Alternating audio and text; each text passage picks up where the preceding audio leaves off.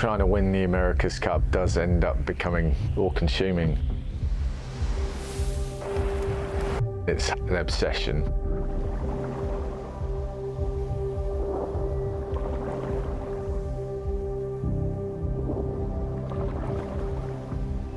One of the great questions in life is, what is it about this competition that draws so many people in? Winning the America's Cup, for me, it's the holy grail. It's everything a human being can dream of if you're a little bit ambitious in life. You have serious skin in the game, day in and day out. You live and breathe this competition. The America's Cup is my life. It's unlike any sporting trophy in the world. It definitely haunts you. What is obsession? What drives the most successful among us to strive for success, no matter the cost, to never rest until they've reached their goal? It can't be just their will to win. There has to be something more, something deeper that drives them, inch by inch, rep by rep, 1% by 1%, day after day after day. For the teams, the designers, their backers, the fans, this competition is their everything. Each has their own story, their own pressure, the expectant weight of a nation on their shoulders. But who will emerge victorious? Welcome to Barcelona, the battleground of the obsessed.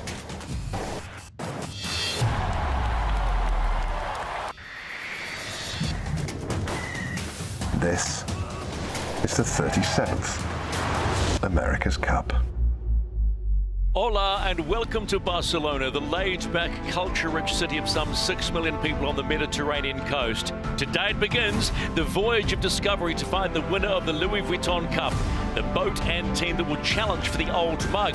From today, every team has to strive for perfection on the water, as mistakes are going to be costly, to the point that if you're at the bottom of the points by the end of the round robin, you and your team will be spectators for the remainder of the regatta.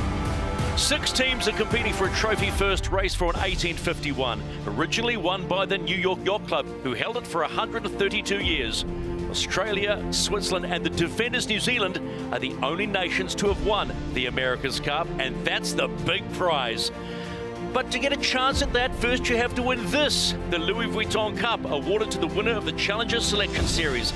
Win this, and you will face the Kiwis and be the official challenger for the Louis Vuitton 37th America's Cup.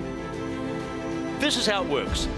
The 5 challengers and defender compete in a double round-robin series, at the end of which the defender progresses to the match and one challenger is eliminated. The top 4 then compete in the semi-finals, and the first to 5 race wins goes on. But to win the Louis Vuitton Cup, you have to win 7 races. And whoever achieves that meets the defender Emirates Team New Zealand in the Louis Vuitton 37th America's Cup match. The first team to 7 race wins will become the winners of the America's Cup and be able to proudly raise the old mug aloft for all to see.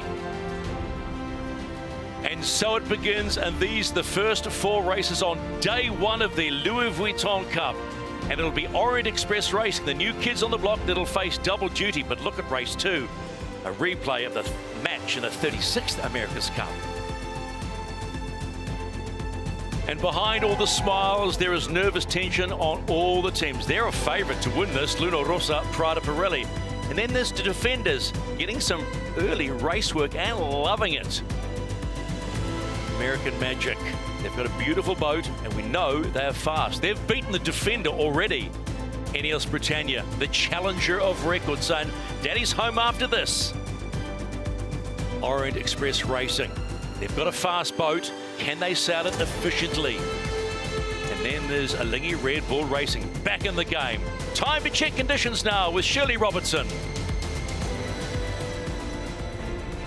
884 days ago, Grant Dalton and his team announced Barcelona as the host venue for the 37th America's Cup. And today, the curtains are opening on this spectacular set. Preliminaries are done, the talking is over, and we begin the adventure with some of the most taxing conditions the teams will face. A light 6 to 8 knot easterly breeze with, of course, the trademark Barcelona bumpy sea.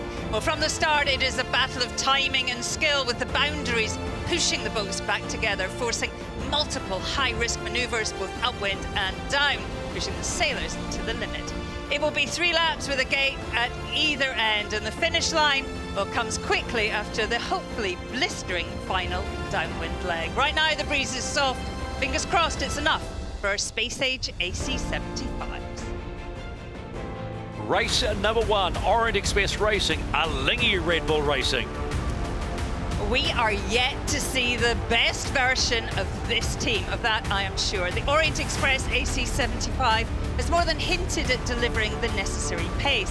So as this young team learns how to tame the ride, you'd better watch out. Driving is the highly competitive Delapierre and Pepiney. Sustaining velocity falls to trimmers, the experienced Van Dam and Saunders.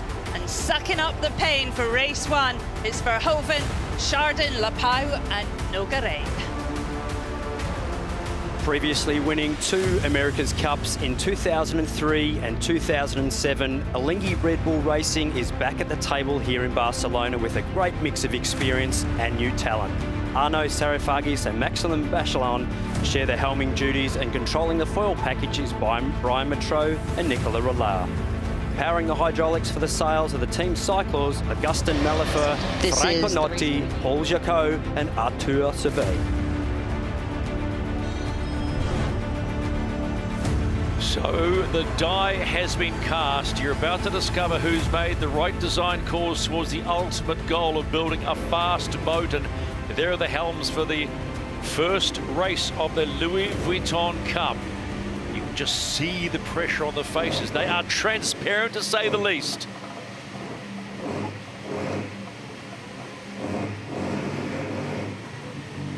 So we have just been advised there is a small delay in the start of the race, and one might suggest that might be because the wind, they want to get up to the proper standard. The limited lowest edge is 6.5 knots. They are up and falling, which is the huge advantage here, team, with these new generation boats. Yeah, the boats are a lot lighter than we saw in Auckland. They also have, longer foil arms, just allowing them to fly a lot earlier than we saw. Much more powerful. You're just looking at the top mark breeze there. Obviously, the boat's foiling around at the moment in the pre-start, but if that wind limit does drop below that magic number of the average rolling of 6.5 knots, Ian Murray, race director, is compelled by the rules to pretty much delay and wait for that rebuild of the breeze, if you like, for fair racing. So a bit like watching surfing, if there's no waves, sailing's the same. We need wind to get the racing away. This is the race committee. We failed the wind test again and are adding 2 more minutes to the start time. It's not far off it, though, is it? I mean, as you say, there's no grey areas. Ian Murray doesn't decide. It is an absolute science. He needs an average at one of the top marks and at the bottom of over 6.5 for 30 seconds. And just looking at it ourselves, we can see we are so close to the breeze settling down. Let's go on to chase 0. Peter Lester, part of our crew, who has got his eye on the board. Okay, stick your finger out the window, Pete. What's the wind like? Looking up the course, it actually looks sort of in that 7.5 knot range. So I think we're really close on this one. The boats are foiling round. In fact, the French are just out on my right-hand side, and they have been foiling round with ease. Alinghi are on the tow at the moment, so we're right at the bottom end. But hopefully we get a little push and we'll get underway. I think that's the encouraging thing to hear, that we've been waiting, and Shirley, you mentioned it, seeing the French get up, as we can see Alinghi Red Bull Racing on the tow. But there's something about this regatta. Everybody wants to see the French start well and see really what they can do with this boat. We've had glimmers of greatness from Orient Express, haven't we? I mean, just to remind ourselves, also their boat is the Kiwi design, and it has been fast in times. They just haven't really managed to piece it together, but they're an extraordinary team with a great energy. You've worked with them, Glenn. It feels like they could have momentum. Yeah, absolutely, and I think there's, you know, really great expectation from the whole wider team, you know, and France as a country. You know, there's a time now that every minute on the water This is the race counts. committee. We've dipped below the wind limit again and are pushing the start back another minute.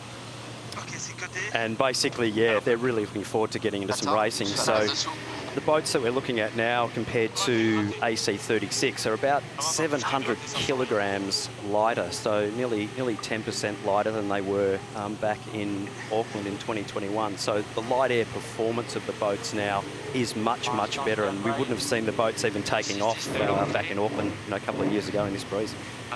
Part of that weight loss is the eagle-eyed will notice there's less people. We had 11 in New Zealand, now down to 8, 4 of which are cyclors, and quite a tight weight limit also.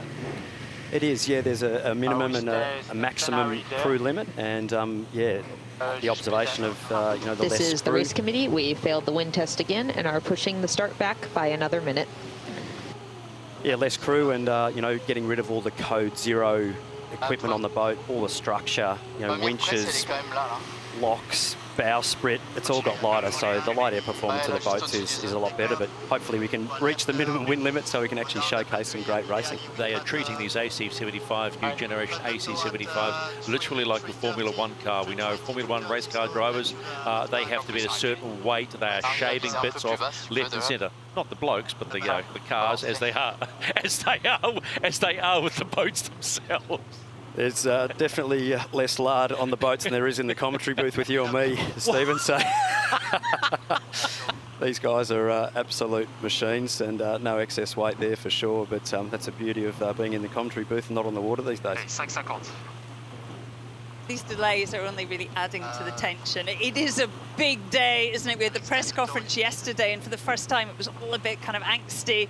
It matters now. It counts. Yeah, well, you lose a point here, so you get 1 point for the win. When you face the defender, that point, well, there's no points. It's just basically race practice.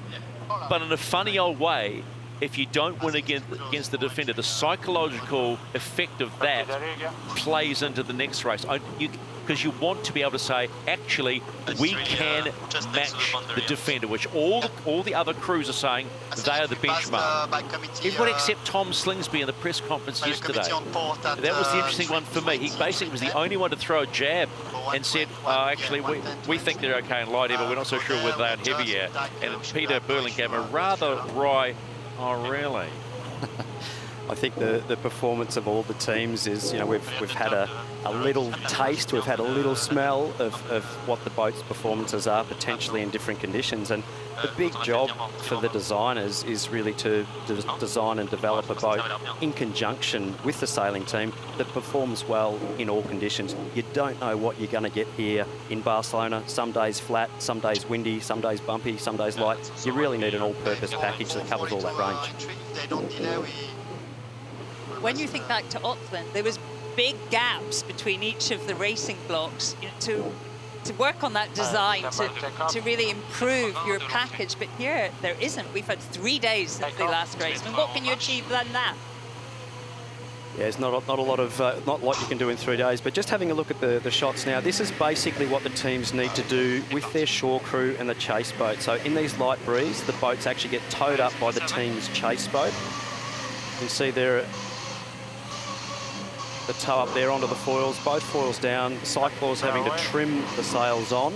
Basically the boat gets sort of pull started, if you like. It's a bit like a sprint car getting pushed up, firing the engine up and getting going. And actually for us, basically in sailing, you're actually force feeding the air around the sails. You're getting up on the foils, reducing the drag of the boat, and then you'll see the team actually spike off the chase boat and they'll be sailing under their own steam. So this is a really integral part of the pre-start. This is the race committee. We dip below the wind limit again. New start time 14:24. So yeah, the really important part of the pre-start in conjunction with your shore crew and chase boat team, putting yourself in the right position in these bottom end conditions here.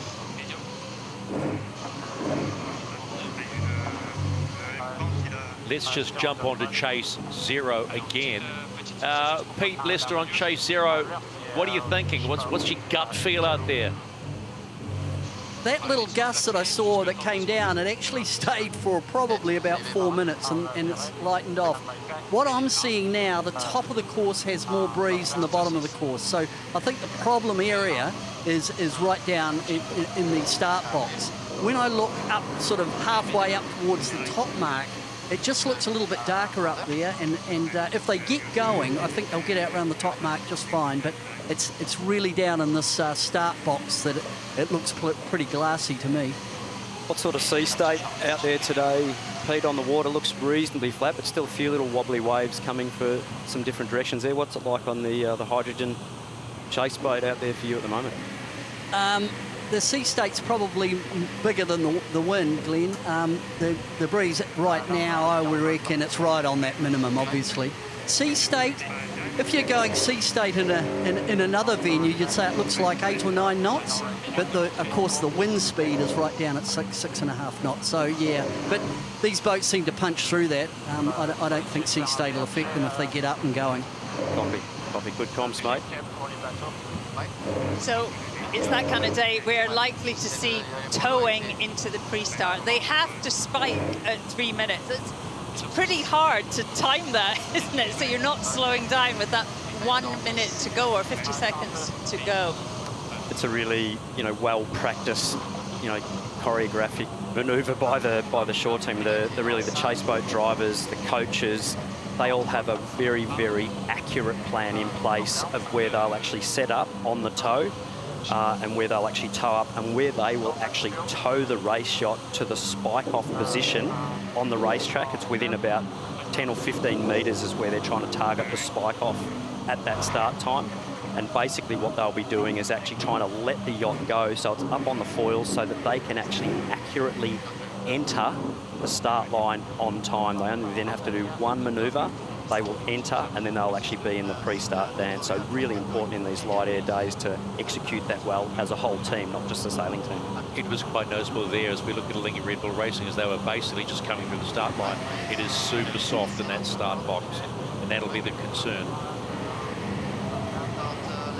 Yeah, the wind measurement there, basically both on the top gates and on the start line. In the previous events, we actually had the first event, I think it actually was in Villanova, on the AC40s. The start line was where they were taking the only wind reading from, and the boat's actually towing and sailing back and forwards in front of the start boat, and the pin end of the line was actually mucking up the breeze with the vortexes there. So they're actually averaging it now over the whole course, and looking at the top end of the course, that gives a great indication of what breeze is actually coming down the course. So fantastic numbers there to look at. It's encouraging to see further up the course. This is the race committee. We failed the wind limit. New start time 14:28. Further up the course, you can see Orient Express Racing seem to be cruising around quite comfortably. So it's a Lingy Red Bull Racing just struggling with the wind at the moment. But the amazing thing about these 75s, these AC75s, is getting up and still foiling in around 6 or 7 knots. Last time out, not a chance. The evolution of the design and the build of these boats, you just have to sit back and marvel. Certainly been some big improvements with this sort of next generation of the AC75, and when you think when these boats are up and foiling in this amount of breeze, they're actually doing about this 4 is to the race 4.5 committee. times We wind speed. failed the wind test. New start time 14:30. So they're saying now another 11 minutes before we can potentially start race number 1 in the Louis Vuitton Cup. Stephen McIver, 3-time America's Cup winner Glenn Ashby, and double Olympic gold medalist Shirley Robertson. Peter Lester on the water in our hydrogen chase 0. The wonderful thing about this America's Cup, the amount of sustainability that is going on. We've got 4 hydrogen chase boats going around. They've produced a magnificent plan to look after water because it's been in a drought situation, the Barcelona area, and turning recycling water. It's a really, really cool thing going. There is one of the hydrogen boats at the moment. That's one of the longer boats. That's what, a 13-meter hydrogen foiling boat. That's cool. I'm going to say it. That looks cool. Yeah, one of the beauties about, you know, foiling, obviously not just with the AC75, but also, you know, with powerboating, it's just how smooth the ride is, you know, in and across the waves. So you can see how sort of with the sea state there going under the boat, you know, you see the rest of the chase boats bouncing around there with everyone flapping around, and these boats are super smooth inside, and I think the future is really foiling for many, many boats in the future, and certainly in the marine industry. I think we're going to see more and more of these types of boats in the future. I just like some of the paint schemes on the Alinghi Red Bull Racing. Got this dark navy, but looks like a Batmobile, you know, on water. Very, very cool. Anything to look sharp and think you're better than the rest? Well, looking fast in the boat park is very much the key to a successful regatta, making sure your trailer wheels are polished up and you've blackened your tyres. Always got to have a fast trailer, got to have a fast paint job, and at the end of the day, talk's cheap. At the end of the day, you've got to walk the walk, so it's not all about looking good, it's about executing as well. This looks promising for Orient Express Racing. They've just come off the toe, Steve. Okay. I don't mean to dampen your enthusiasm, but they have just come off the toe. You did, don't worry. And I think actually the issue's not going to be getting up and foiling, is it? It's staying foiling. When you get into that start box, manoeuvring, but yeah, you know, keeping up is going to be fraught with danger. Saw a shot there of Jason Saunders, former mate of, was a mate of the helmsman and the helmsman on Emirates Team New Zealand, and same hometown. Youth America's Cup winner. Reminder, we have the UniCredit Youth America's Cup in the not too distant future, and the Pooch Women's America's Cup. So there's a lot going on in this Louis Vuitton AC37 America's Cup regatta. A lot going on. You'll see the next gen of America's Cup sailors. Alinghi Red Bull Racing on the right-hand side, off the falls yet again. Hope no one had their fishing lines out the back of that super yacht there. They would have caught a good one. It's obviously going outside the boundaries there while the racing is delayed, just staying on the foils, and we'll see if they can pull off this manoeuvre, because if they can pull off a manoeuvre in this light air, that pretty much means we've actually got enough breeze to go racing. So we'll just have a look and see how they go. Digging themselves out. Can they? Right on the edge there of getting up on the foils. You can see how deep those twin skin mainsails can go. This is the race committee. We failed the wind test and are pushing the start back to 14:32. Basically entering those manoeuvres, Shirley, you're going in super depowered and really clean on the sail plan, and then sort of coming through and exiting, you're basically just really going to max power. So taking it back to sort of dinghy terms, you know, you're easing your Vang, easing your Cunningham, easing your outhaul, doing everything you can to just keep the boat manoeuvring in those light conditions. We are on the cusp of starting the 2024 Louis Vuitton Cup, the Challenger Selection Series. But before all this, one word that always surrounds the America's Cup is secrecy. Whether it's a loophole in the protocol or a groundbreaking design idea, if your opponent has a secret, it's probably worth knowing. And if it's worth knowing, it's worth stealing. That's why secrecy is always added to the intrigue of the America's Cup. Secrecy inside the America's Cup is huge. Purely because you're trying to hang on to ideas or technology that you think are beneficial. Secrecy is a big deal in the America's Cup because it's a design race. Think about what the Australians did in 1983 with a wing keel.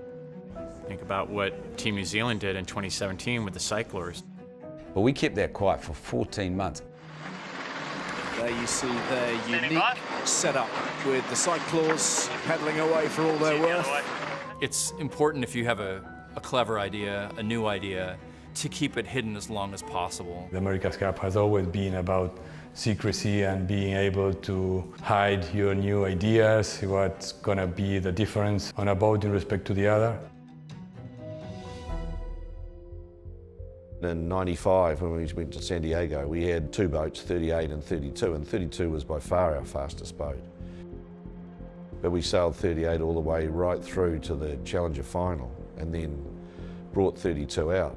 And so we kept that secret till the end. New Zealand 32 is out into the harbour, ready for race 4 against Team Stars and Stripes. We'll be secret about our stuff, but When something comes on another boat and we analyse it and we like it, we'll copy it. It's bow to bow now. It is a lingy out by a metre. It's nothing in it. So there's a lot for you to gain out of what the others are thinking. Now the grass of the neighbour is always looking green. Over the decades, people have gone to extreme lengths. I remember being on spy boats, chasing other teams around, trying to figure out what sail shapes they were doing. It was the 1992 campaign in San Diego where it was at an all-time high. The level of espionage and secrecy and rumors was at a fever pitch. I think there was some pretty dodgy stuff going on. We've had teams with helicopters and chase boats and full-time spies. Airplanes flying over boats. There was listening devices and people going through your rubbish turn. And in the good old days, the boats were completely shrouded and covered. The keel, the bulbs, completely hidden. The keels were considered the holy grails. When we launched our boats in the morning, we would put a diver sitting on top of the bulb keel who went down with the boat as it went into the water, and he sat down there. So next thing, and up shows a guy with a little mini sub coming up with his camera to our keel in the pen. This little underwater scuffle dragged him to the surface. He was pulled out and put on the dock. He was asked also who he was doing the job for and denied, in fact, that he was doing it for anybody. So that was the lengths that other teams were going to in those days to get information. I'm really curious what other teams have, and we may never know all the way through till the end. A lot of secrets aren't told even after they've won the Cup. It's probably not considered espionage anymore like it was 20 years ago, but we're still looking very closely at all the recon photos and recon videos and doing analysis of other people's boats to try and understand where their design thinking is going.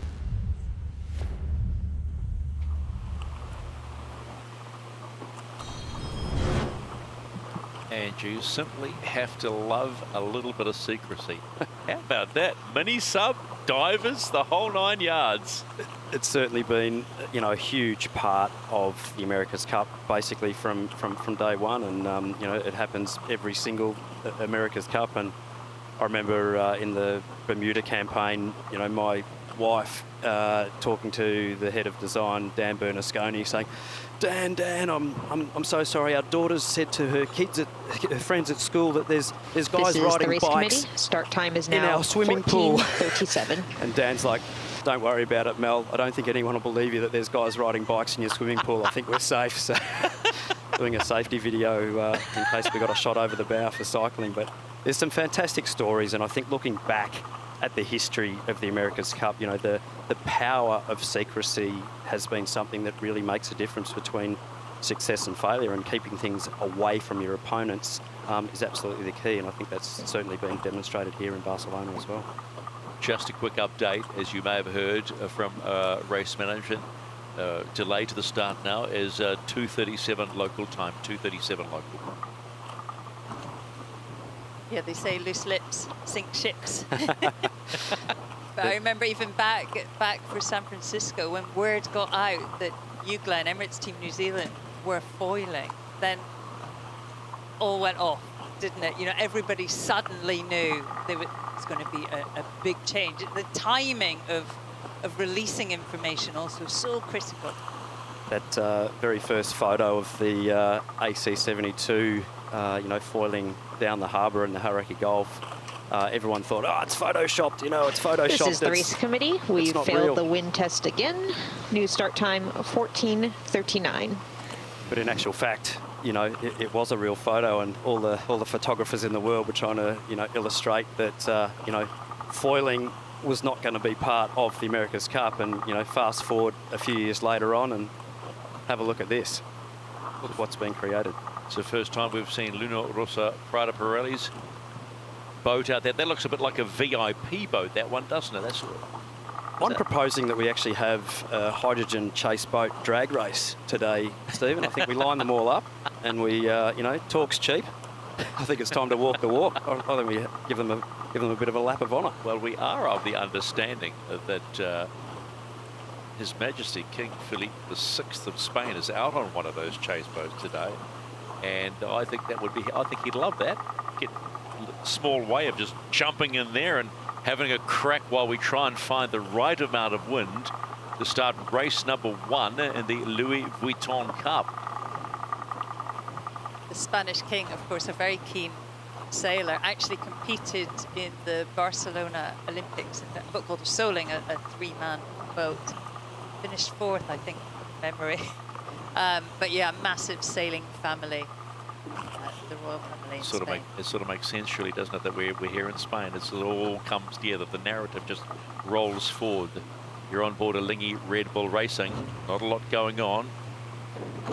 What would you be going through in your head now, right? How frustrating is it? You're the first race of the Louis Vuitton Cup. You're as tense as anything, ready to go, and it's like, Yeah, look, growing up in the sport of sailing, and I think Shirley could attest to this, that, there's times where you're just really wanting to get out there and get going, but you don't want to sail around in conditions that are not suitable. And as a sailor, and even other sports that are powered by Mother Nature, surfing another classic example, you just learn patience and you learn how to deal with it. And quite a lot of the best conversations you have, and sometimes the most humorous ones. This is the race committee. We've dipped below the wind limit again and are pushing the start to 14:41. I had on the yacht, so yeah, definitely I can understand why there's no comms coming off the boats now, because that's normally where all the stories get told. Waiting for the wind. You can't switch off though, can you? I mean, we saw there, I'm not sure who it was, but looking up the course, just keeping an eye on what's going on. And and there will be a playbook. Obviously, they'll go through the playbook. Also, they'll discuss how they're going to deal with the pre-start, which is not going to be easy. Lots of comms on board. You've basically got to be like a coiled spring, ready to let yourself get into it. Just dial straight back in. These guys are very well practiced at that over years of doing different events, and when the trigger gets pulled, you're pretty much straight into race mode. 8 minutes and counting to the start of race 1 of the Louis Vuitton Cup off the coast of Barcelona. Weather here has been gorgeous. Looked at the temperature today and it was sitting around 27 degrees,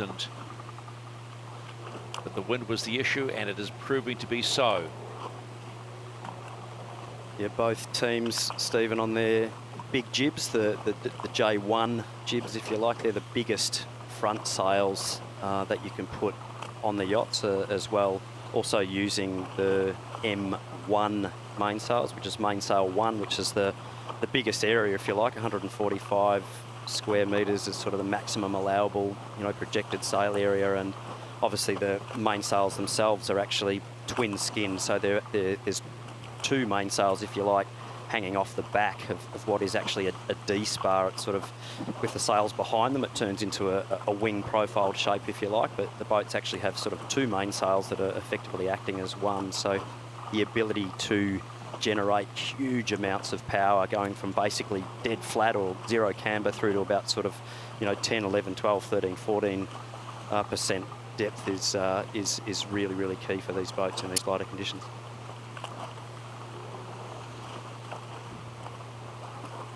And there is the face behind the voice, Mel Roberts from Race Magic Management, excuse me. Well, she is magic, actually, because she keeps us on our toes and reminds us if we're going to go racing or not.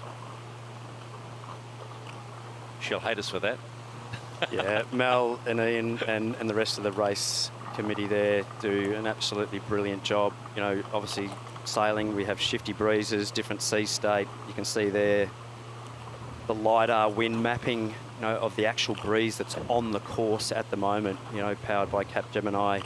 That is actually an analysis of the breeze on the course, basically LiDAR radar sensors going out across the course, picking up minute particulate matter in the air, measuring that, feeding that back, and then actually mapping it in real time is pretty impressive. It's technology that hasn't been around, displayed before in the America's Cup. It's certainly been around before, but never ever displayed and used in this purpose. So very, very nice for us as commentators, Shirley, to be able to see what's going on the course.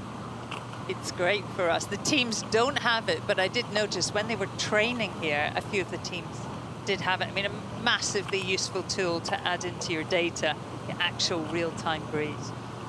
I think as we go forwards, we will see more and more of this type of technology, come forth, and not just in the America's Cup, but will all filter down into other sailing in the future. And World Championships, Olympics, training, sail testing, it's all going to be on the table in the future. There is a hint of green in the top right-hand corner. Green is good when you're looking at the wind field. That is what we want to see. We want to see a lot more of that green coming down. Just looking at the French there, coming across. There he is, His Majesty King Philippe VI of Spain. We talked about him. He's talking with Grant Dalton, the CEO of Emirates Team New Zealand, of course, and America's Cup Enterprises, and out there on one of the hydrogen chase boats. Loves his sailing. We love the America's Cup and the fact that we're here in Spain. They've been a very good host. It's just chill. It's a chill place, Barcelona. So chill. But the lady following him in is Natalia de Fresnay. She's part of the organising committee here, but a silver medalist from the games in '92. So he's gone for a bit of a ride around the bay with an old teammate.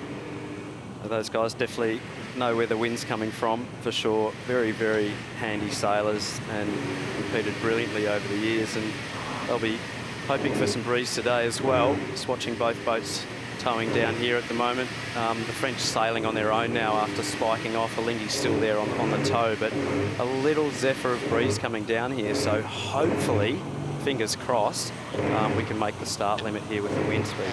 Happy to spike us 2 minutes. Happy to spike, no? You tell us? In ring 18. Victor, guys. Okay. Happy to spike in 5. Yep. 2, 1. And go then. And tripping out. And there we go. Or a 2, 1. 1. There's an encouraging sign. Tow rope gone on Alinghi Red Bull Racing now. Can they start with their fours, and can we get a start in race 1 of the Louis Vuitton Cup? Little low, but it's good. Nice push on top right. What of that? Finance here. 2 seconds. Normal plan seems to be good, okay?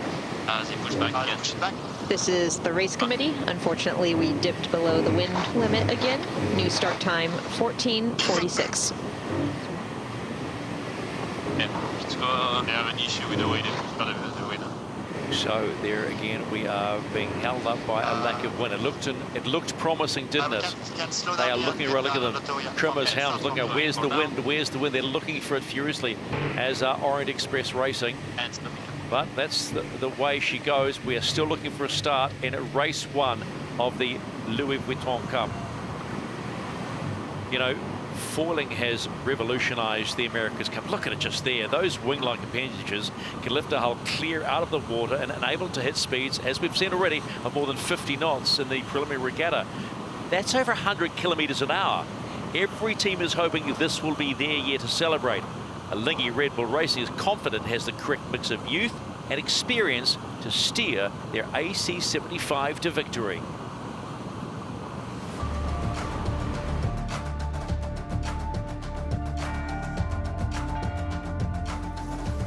To learn to sail an AC75 with 2 helmsmen was a bit disturbing in the beginning, mainly because it was new. Being a helm on the 75, it's quite challenging. I think it's the important part to have a good communication on board between Arnaud and me. The sails go from the mast all the way to the back and down to the deck, so you don't see half of the race course or what's happening. So you need really to rely on your crew members, and especially the other helmsmen that you have. Bearing away in 3, 2, 1, bearing away. I think that Luna Rossa, when they came up with that idea in 2021, was a game changer solution. And for us, it was the option that we wanted to go from the beginning. You learn way faster as well, because you can combine 2 experiences. You try new things way quicker. So the learning curve is much better with 2 helmsmen than with 1. Driving an AC75, it's quite different compared to other boats, because yes, for my first time like seated and driving with a wheel, you have many buttons on the wheel that make many settings, making the boat faster, really like a car, I would say.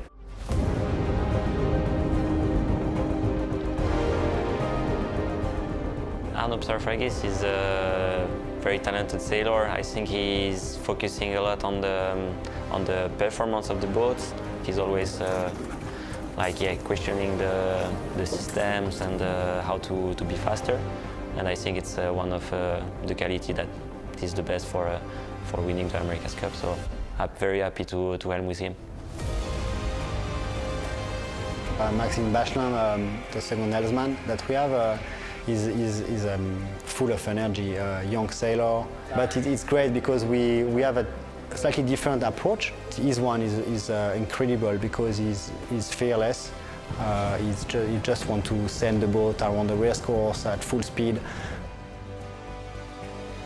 Winning this America's Cup will be a great achievement because we've been working so hard for this goal. I've been dreaming about it for many, many years. Lifting the America's Cup, I think it's the best achievement I can have and the biggest dream I have. To be able to bring it back to Switzerland, making the same atmosphere as I had when I was young, when they won 2 times. So if I can bring this to the country, will be just an amazing feeling.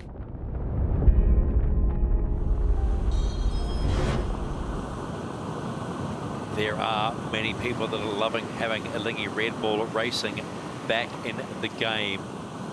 And the Louis Vuitton 37th America's Cup. Still on the toe they are, but further up the course is Orient Express Racing. Are we building to a start in race 1 of the Louis Vuitton Cup, the opening salvo to find a challenger for the America's Cup to take on Emirates Team New Zealand.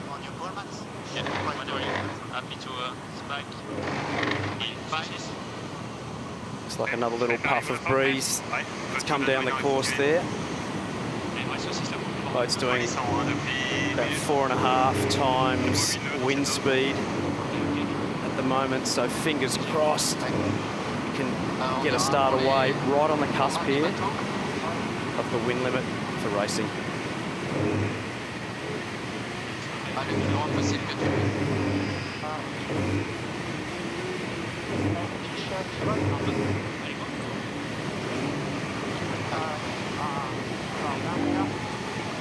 This is the race committee. The wind sampling period is now complete, and this race is live.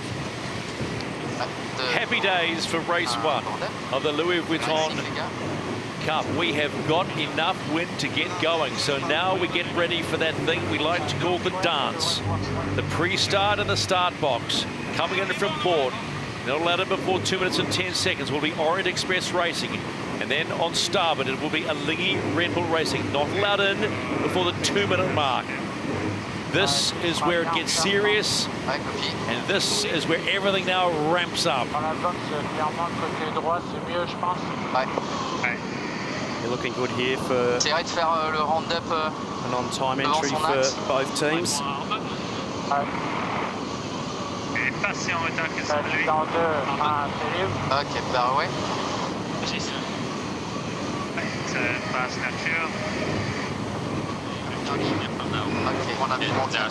Orient Express are in, and now in comes Alinghi Red Bull Racing. How aggressive are they going to be? All going to be about staying on the foils here in this pre-start. Absolutely critical to keep the boat going fast. You know, 35, 40 knots. The faster you go, the more airflow you have around the sail. So it's really important to keep the boat going fast here, Shirley. Too risky to be aggressive, don't you think? I mean, just really keep it simple. Pick your moment to jibe back around, and we can see them using the whole length of the box there. Yep, the dirty air coming off the sails of the boat there. You have to be really careful not to sail back through that dirty air if you can avoid it. Even sailing back to your own dirty air, big penalty. Alinghi Red Bull Racing choosing to lead back to that start line.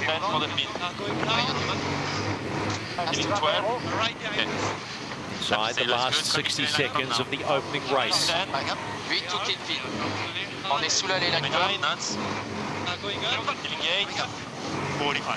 Ok, t'es loqué. Ouais, tu peux pousser un dernier, 2 to kill me. Aggressive manoeuvre by Orient Express Racing. 5, no overlap, happy to stand 5, okay, they're going up again. Ok, late pin. 4, close to pin line. 30 seconds and counting. 4, 2, 3, et au casse we tack, okay? 3, a bit.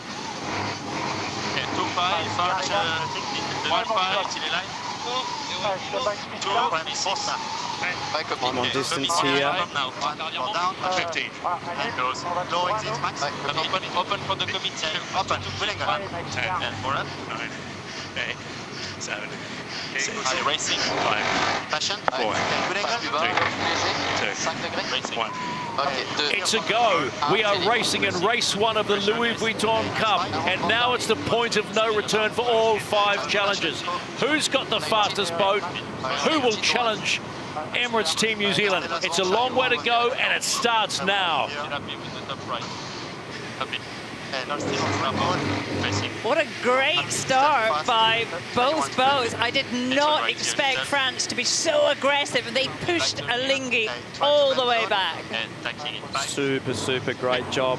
Orient Express Racing team there, right on the line, at speed, leading the race now by close to 70 metres. Let's go to chase 0. Peter Lester, your thoughts on that start by both? Well, split tack start. What a way to start the 37th Louis Vuitton Cup, and great job by Orient.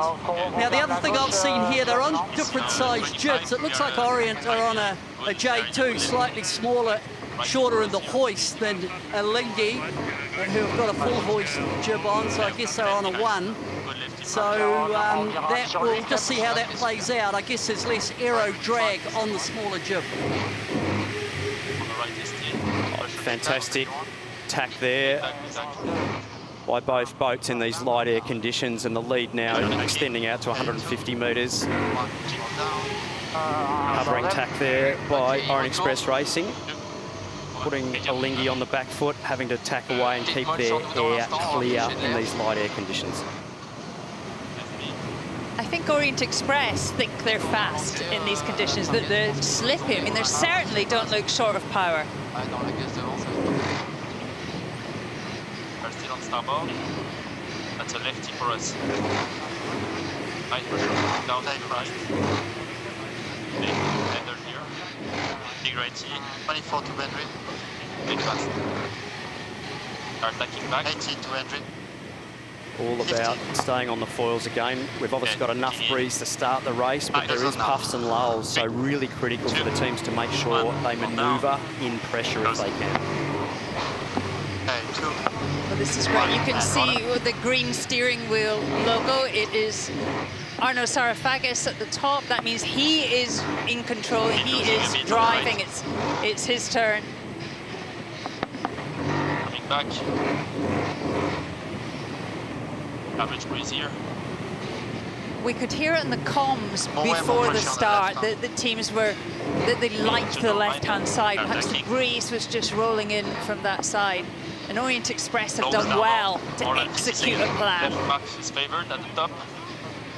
On the right they're here, protecting the left there and really forcing Alinghi over to that right-hand side of the course by tapping on them, extending their lead all the time. So sailing the boat really well. You can see Alinghi, Red Bull Racing there. They will be right in the dirty air there of Orient Express Racing. So difficult to pull off manoeuvres in slight air, and Orient Express Racing doing a brilliant job of sailing the boat cleanly.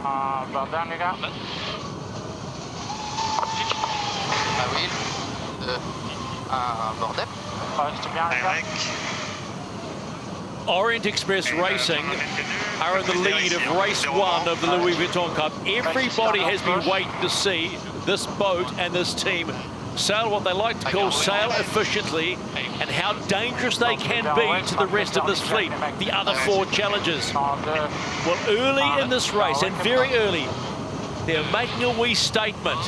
We can fly this boat beautifully.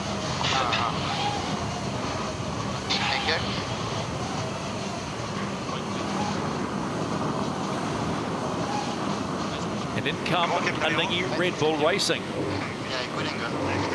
They were aggressive at the start in the preliminary regatta against Emirates Team New Zealand. And they've been outfoxed. It was just simply the wind. What a start by Orient Express. Yeah, fantastic start there by Orient Express Racing, obviously wanting the left and really pushing Alinghi hard to force them to be early. Really their only option was to tack away there to the right, and a great start there by Orient Express Racing to own the left. We have not seen any of the teams in this light breeze, so it's unknown for everybody, it's unknown for them, and it's unknown for us. And if you're Orient Express, it's going to take a lot of confidence from this. Obviously, they've got the same package as Emirates Team New Zealand. They're extending. Let's go to chase zero. Peters, what is the wind doing from where you're at? Looking down the track, looking down the course, the right-hand side looks a bit more pressure, and that's where both boats are heading now. Orient just waited to do their jibe. They had a little bit of a small touchdown, and I think that's just delayed probably by about 4 or 5 lengths their optimum place to jibe, but they just waited, they played the game, got the boat back on the foils now, and they're looking comfortable. Orient look pacey to me.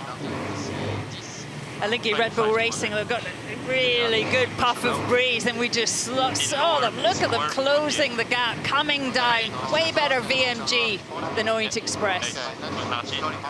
Yeah, really big launch in that puff downwind for Alinghi Red Bull Racing. These manoeuvres super critical to get right, as we've seen. One wobble.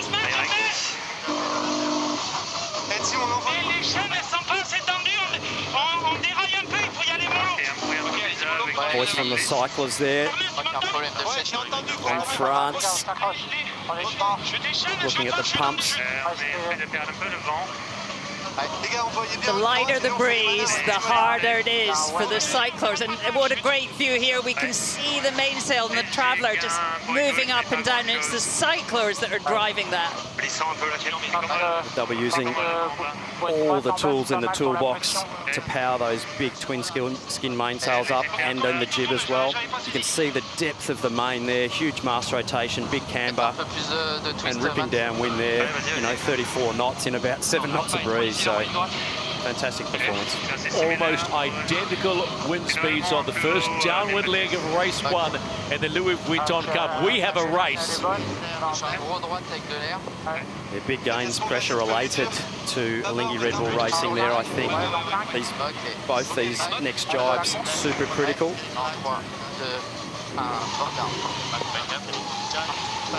Lining up for one jibe and into the right-hand mark, looking down the course. Protecting, I would think that they would protect that left-hand side. It served them well on the last upwind. Yeah, looking at, the LiDAR that we saw from the previous leg, and even that downwind, they've sailed out the front of that breeze, they'll be around the bottom mark, and they'll be back up into that breeze again. Orient Express Racing continue to lead Alinghi Red Bull Racing in race 1 of the Louis Vuitton Cup. Alinghi Red Bull Racing made some gains on the downward leg. As Orient Express go around that mark, followed in much closer now by Alinghi Red Bull Racing. Decision time for Alinghi Red Bull Racing. Shirley, what do? Do you go to the pressure and stay in dirty air, or do you tack away and clear your air? Big decision time here for these guys.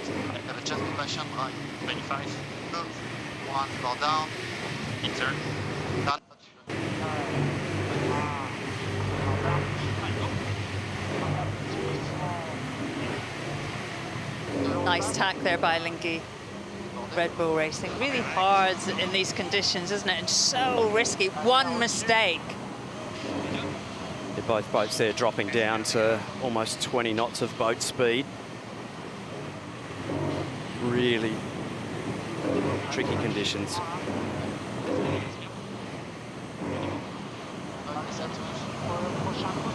Let's go on board the chase boat for Orient Express Racing. Thierry Douillard is the coach and joining Thierry. What a start. What a way to start the Louis Vuitton Cup. Yeah, it was really tricky with all the delay we had. Quite not easy to to stick to our routing for the pre-start entry, but they managed pretty well.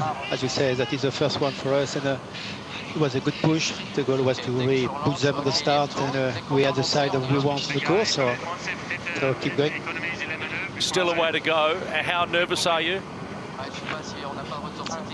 More nervous than the guy on the boat for sure, I can tell you. Merci, thanks for your time, buddy.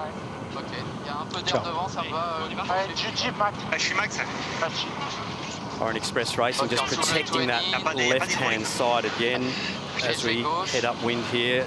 Lead extending all the time. Look like they've just got a little more pace in that more breeze there as they head out to the left-hand side. So there is a bit more pressure coming down from the top end of the course from what we're seeing. So definitely not over. Orient Express making good gains here, 100 metres since the bottom of the course, but hard to know really if that is boat speed. So hard when you're behind and it's light, you know, you're sailing in bad air, you're going not the optimum way. So hard to know. Definitely snakes and ladders here with pressure related. So I think that gain to Orient Express Racing, they're largely pressure related. That little bit more breeze out that left-hand side of the course, and we've seen a little gain to them. Let's be honest, we haven't seen this team race so efficiently all through the preliminary regatta. They were bedeviled by some technicals. They made mistakes. The work they have done in 4 days, it's almost like they picked up the piece of gold and said, oh, actually, it works.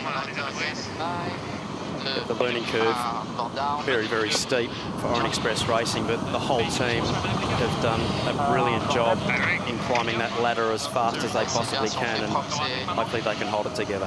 Let's go to the water with Pete and Chase Zero. Pete, what you got? Yeah, the left's strong. I think it's just more pressure on that left-hand side, and Orient have really capitalised on that.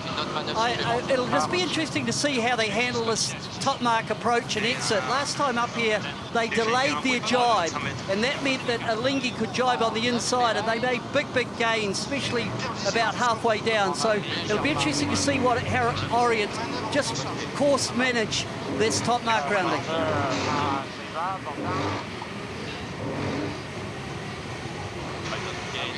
All the pressure now on Alinghi Red Bull Racing.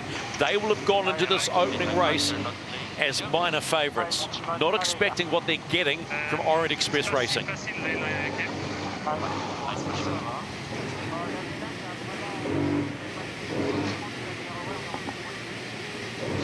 So much adjustment on the sails, constantly moving that traveller. And a great shot there of the depth of the mainsail. Looks like a normal sailboat mainsail. Incredible range of power available here for the teams.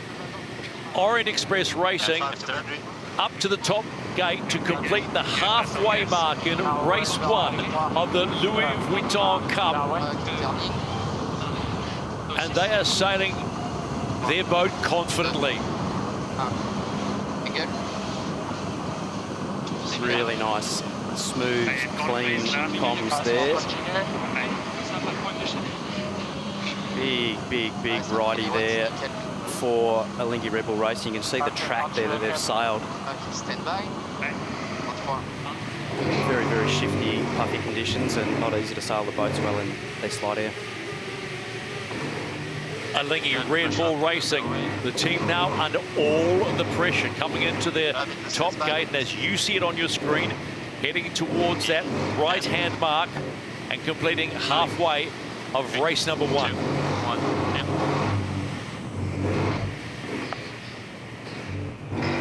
If either team make a mistake in any of their manoeuvres or come off the foils here, even with that lead that Orient Express Racing have now, if they do not execute well and they come off the foils here, Alinghi will be past them in about 10 or 15 seconds. So absolutely critical to be sailing the boats well here. And you've got to push, you've got to sail the boat high, you've got to push hard, but the manoeuvre is very difficult in this light. We've got a head-to-head graphic here, and France have a higher average speed, which is what we suspected, and have sailed further.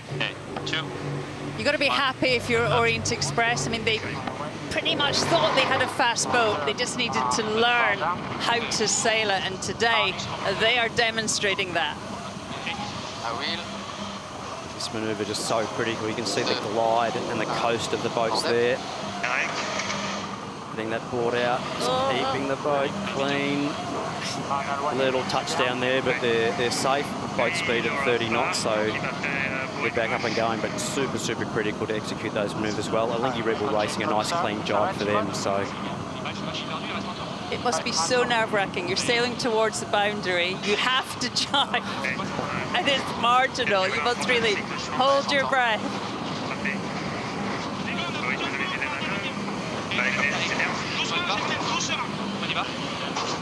On prendra pas de risque sur la line. Pas reçu. Ouais, copie. Allez, mec, on s'accroche. Je suis pas mal barré, Matt. Ouais. C'est pas trop conso. Un gros droit ici. Avec de l'air. Putain, la Around presse. 7 knots of wind speed there, and boat speed's 37. It sort of defies logic, but that's just the efficiency of these AC-75 class yachts. Allez, les gars. Allez. Ok, ça revient les jambes. Very calm on board Orient Express today. Really composed. Stand by. Dans 2. 1.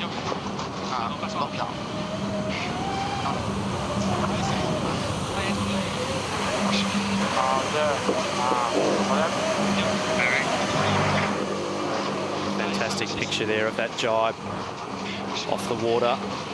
Just got to keep the boat sailing nicely there. Looks like they've executed the jibe. Orient Express Racing.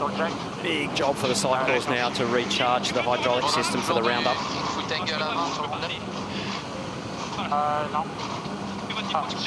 Orient Express Racing.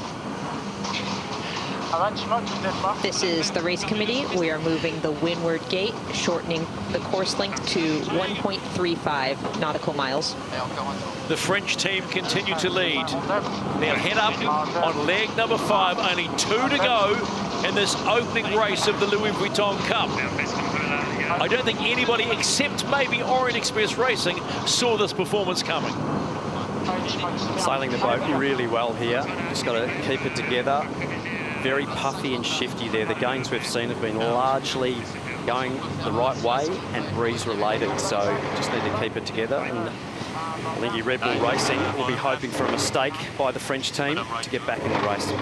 Alingi Red Bull Racing, 2-time America's Cup winners, back in the game. And round the bottom mark, heading up for leg number 5. Look at that delta, 33 seconds. Back. Nice line in 20. Agree. Continue. Both boats very, very powered up on the sail plan. Shirley, like really, really bending a lot of their air to create the power needed to suck the boats forward. They're actually getting pulled forward by the aero forces there, not blown along. They're actually getting pulled along. One down.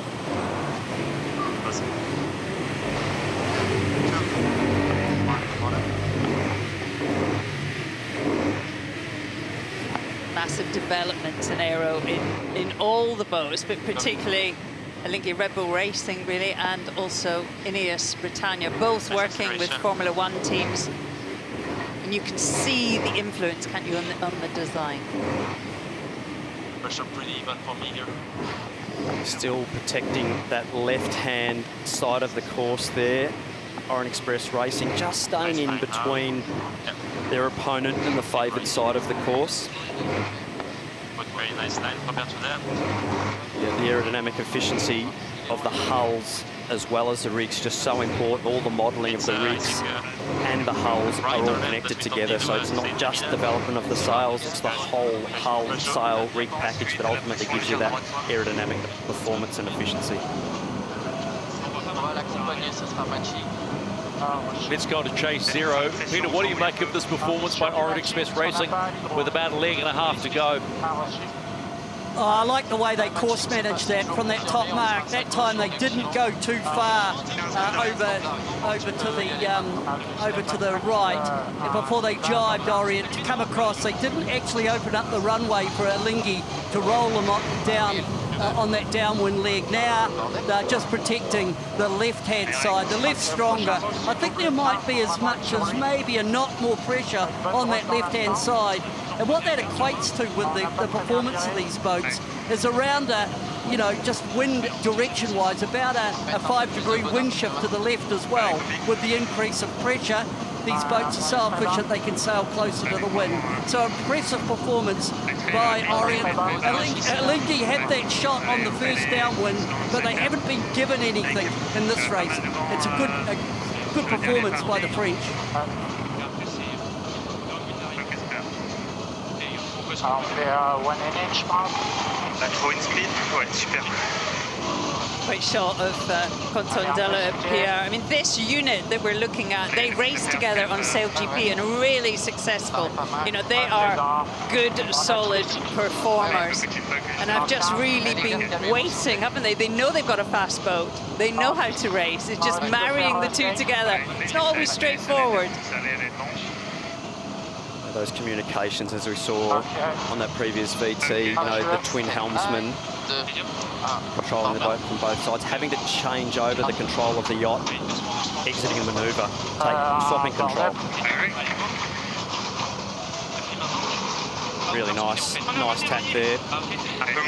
Both boats actually on very similar jibs, sail area, very similar there. I think both boats would actually call, even though that the Orient Express Racing have a square top on their jib, that is actually their J1. It does look a bit J2-ish, so I can easily see where Peter thought that was on their J2, square head versus pinhead. Orient Express Racing heading towards the top mark, top gate for the final time. And they've squeezed an extra 100 odd metres on Lingy Red Bull Racing on that upwind leg. One final rounding and then they're heading home.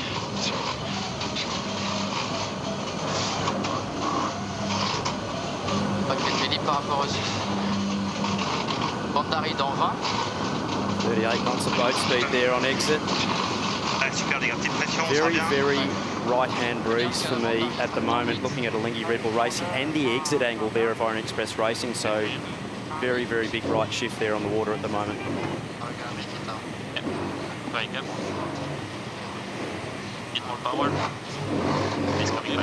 Alingi Red Bull Racing making their way to the top gate for the final time in this opening race of the 2024 Louis Vuitton Cup. Who will be the challenger to face off against Emirates Team New Zealand? All of the teams think they will be the one.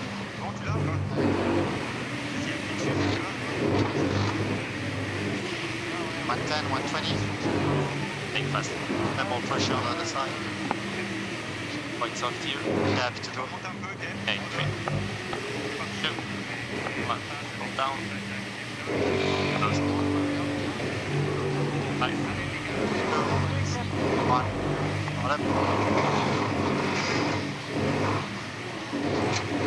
I mean, the heroes of today really are the trimmers. We're looking at Brian Matreau and Nicolas Rolla. I mean, doing an extraordinary job. It is so hard in these conditions to keep the wheels on. It is, and you know, the foil control on these boats, you know, the flaps of the main foils doing all the lifting work, if you like, on the front of the boat, and flying the boat accurately, not only in the windy conditions, but using the flap range correctly in these light airs. You can really put the handbrake on if you do a bad job of trimming the boat. So very critical manoeuvre coming up here for the French. This will be one that they'll be wanting to execute cleanly.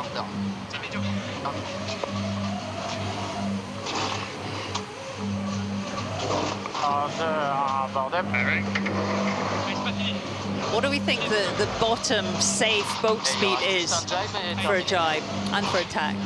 Yeah, I think really anything sort of less than 20 knots, you're starting to get close to the stall speed of the foils, and can even actually get, you know, low speed cavitation or leading edge cavitation on the foils. So really wanting to do everything you can to keep that boat speed above the 20 knot mark, although you can take off in slightly less speed than that.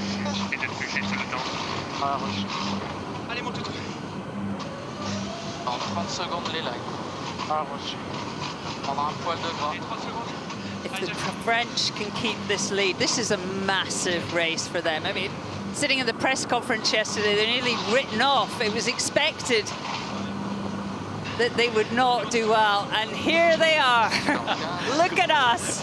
We got a fast boat and we know what to do with it. Quentin Delapierre to add to that, Shirley quite simply said, we want to win races. Well, guess what? They're on track to win the opening race of the Louis Vuitton Cup. Many dreams do come true. This final jibe, the most critical one probably of the whole race.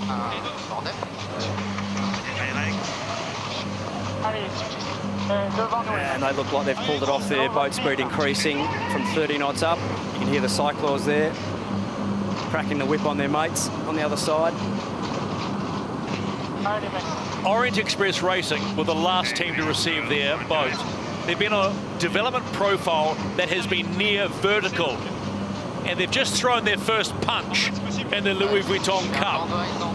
They win race 1 of the Louis Vuitton Cup Challenger Selection Series. LA, LA, LA, the French fans will be going. That's what it means.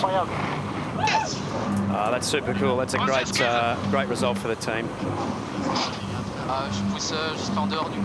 Coming home is Alinghi Red Bull Racing. And it's all for naught. You don't get a point for finishing second here. It is brutal. Orient Express Racing get the 1 point. Alinghi Red Bull Racing come up empty-handed.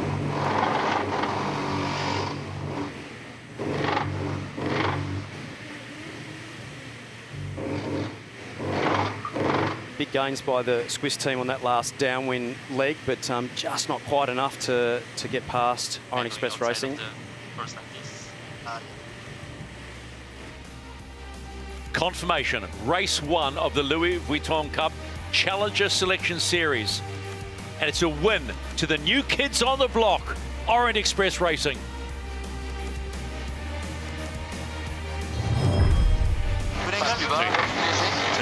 Well, both teams did well in the start, marginal conditions, but the French had a game plan. They pushed Alinghi all the way in. They won the left-hand start and headed off to the favoured side. The first gate here, rounding, a really nice clean one there, nice ley line from Orient Express Racing and a well-executed top mark bear away, and then sailing into a little more pressure initially on that first downwind.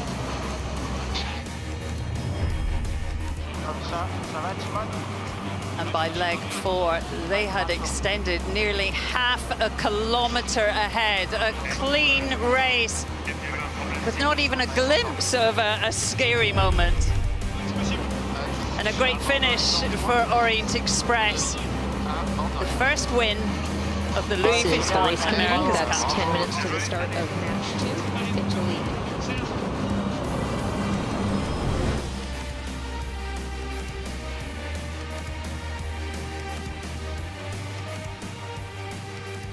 Let's go on board now to Orient Express Racing, and one might suggest a delighted Quentin Delapierre.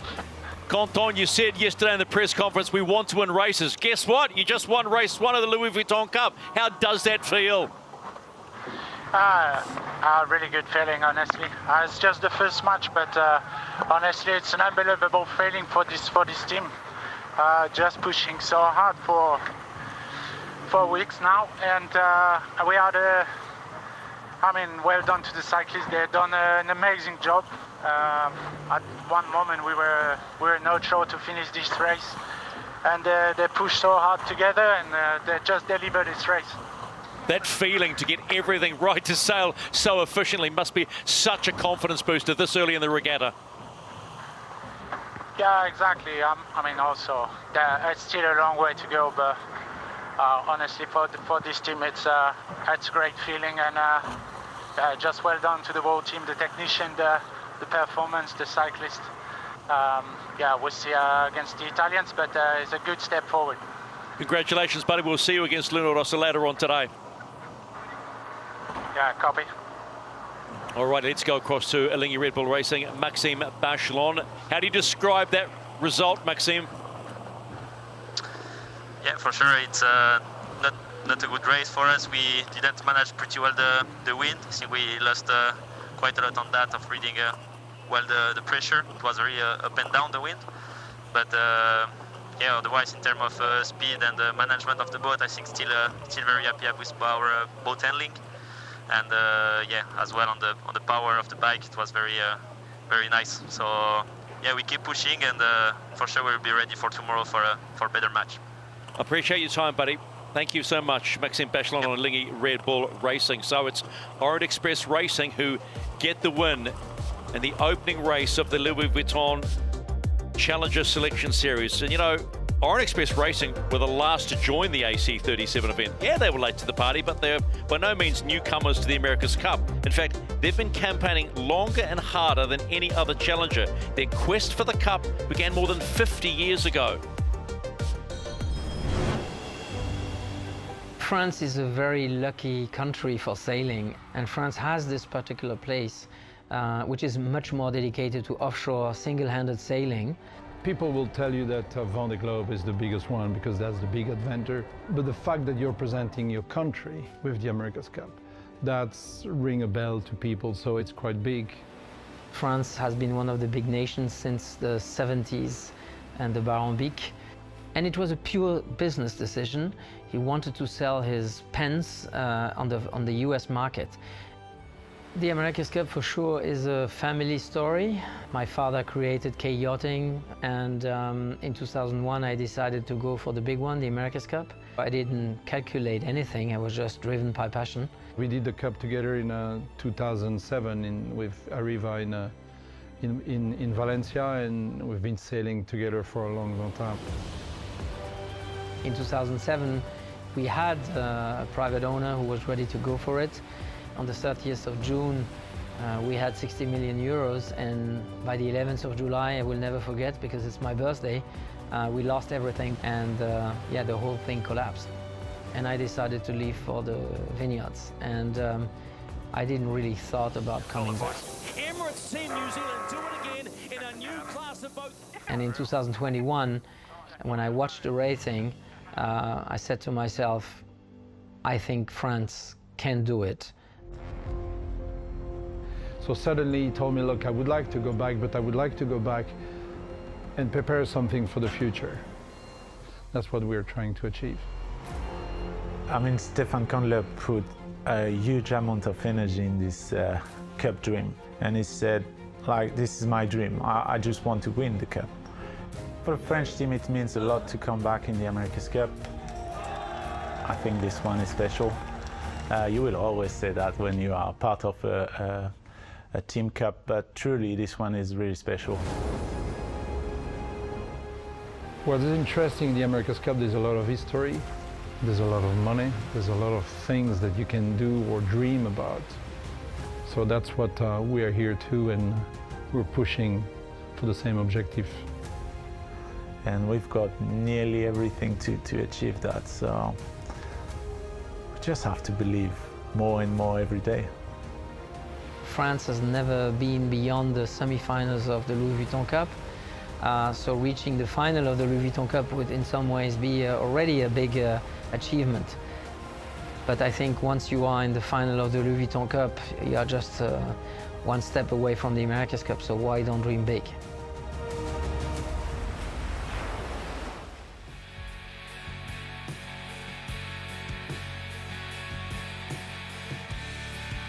Race number 2, Luna Rossa, Prada Pirelli, and the Defender. Clinical and calm. Gone is the emotional Italian exuberance. Luna Rossa are here for one thing only. Drivers Spittle and Bruni lead the way in sharing the wheel and the decisions, and this time around seem more composed than ever. And looking after performance are trimmers Molinares and Tise, pumping life into the machine. Clipping in is Voltolini, Liozzi, Rossetti and Gabbia. Current defenders of the 37th America's Cup here in Barcelona is Emirates Team New Zealand. Previous winners of the past 2 America's Cups, can Emirates Team New Zealand remain at the top of the global sailing mountain? Helming is Nathan Outridge, Peter Burling, on trimming Blair Tuke, Andy Maloney, Cyclors Cam Webster, Dougal Allen, Louis Crosby and Hamish Mond power the pumps.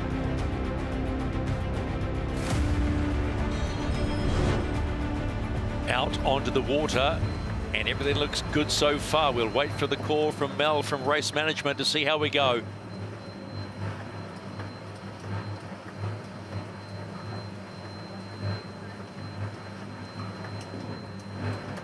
This is the race committee. The wind sampling period is complete, and this race is live.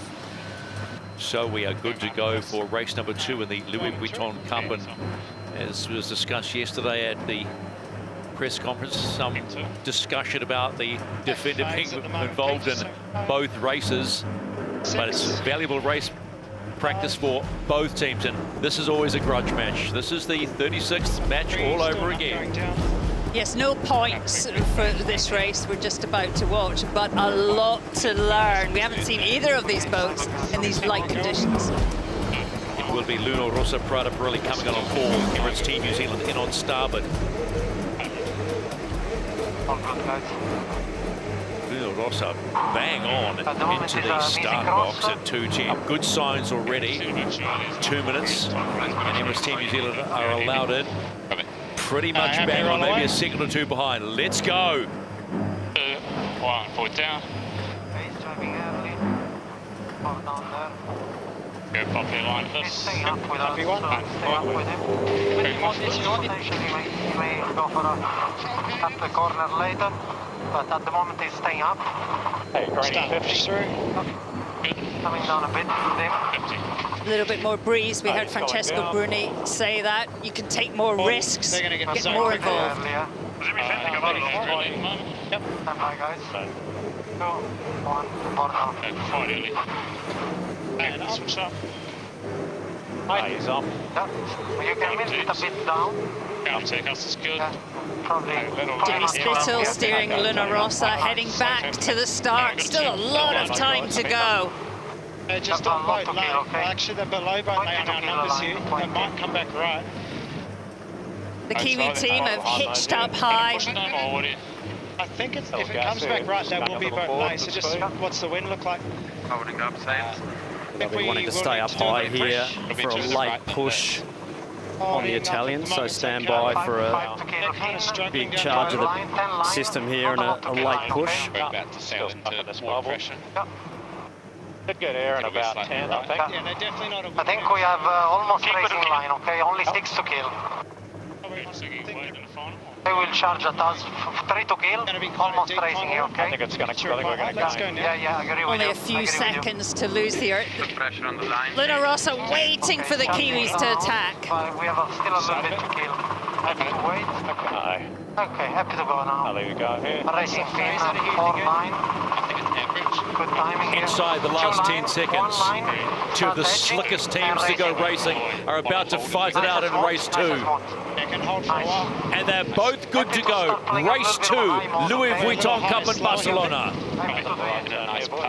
Super even start there, both teams. Slightly different approach, not wanting to engage, but Italians in a squeeze mode here, trying to close the gauge there with Emirates Team New Zealand. How's it look on the right boundary? It's good. Over the slide. Let's keep BMG good here. Doing well. The voice of Nathan Outridge, port helm with Emirates Team New Zealand. And 5, 3, 2, 1, forward down. Nice placement. It's so hard to live there, Glenn. We saw them getting closer and closer together. I'm open pressure, I think. I think Luna Rossa Prada Pirelli just charging the batteries a little more, accelerating, getting over speed in that pre-start, and actually hitting the line with just a little more pace, which has transpired into a little gain there as we tack across to the right-hand side of the course.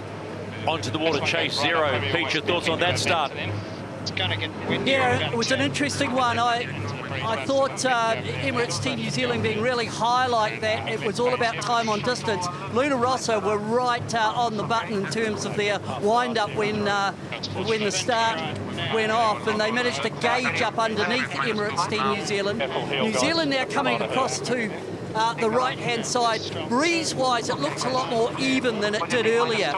So I don't think it's as strong on the left as it was, but first cross coming up. Decision time for Luna Rossa Prada Pirelli right now.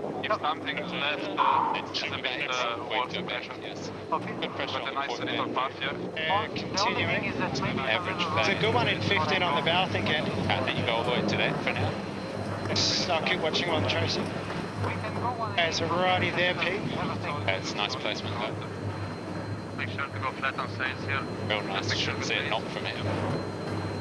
if they don't go to lay, what do you reckon? Luna Rossa, Prada Pirelli, not really engaging today. It's like it's about their own execution. They remember the penalties from the last race of the last race of the final of the preliminary regatta, where they were aggressive as anything and just got pinged by penalty after penalty. The interesting decision there. They're obviously seen something on the bow there to actually carry on. I really thought they would have actually gone for the slam dunk on Emirates Team New Zealand there, but possibly strategically their plan was to head to the right for pressure. Next cross going to be really, really critical here. Not much in it. Right of way boat is Luna Rossa, Prada Pirelli. I'm really struggling to lay. Possibly a left turn lay Not sure, so just try and for Luna Rossa. Emirates Team New Zealand having to tack. Happy to go straight if they don't take it. Don't rush. It is everything you expect from two of the big dogs in the regatta. A close tussle. Luna Rossa, Prada Pirelli going around that left mark, as you said, to complete the top leg, the upward leg, and they'll be closely followed by Emirates Team New Zealand. All the way down. Yes, we are out of days, Joseph. As the pressure looks good, a nice lefty here though, right? Happy to just keep in this lefty. Fantastic race here. Luna Rossa, Prada Pirelli. Right now I just go to boundary. Putting the clamps on Emirates Team New Zealand. Nice. They made the gain on the left early at the bottom, so we'll be sailing back into some of this pressure, so I'd say on boundary we might lift.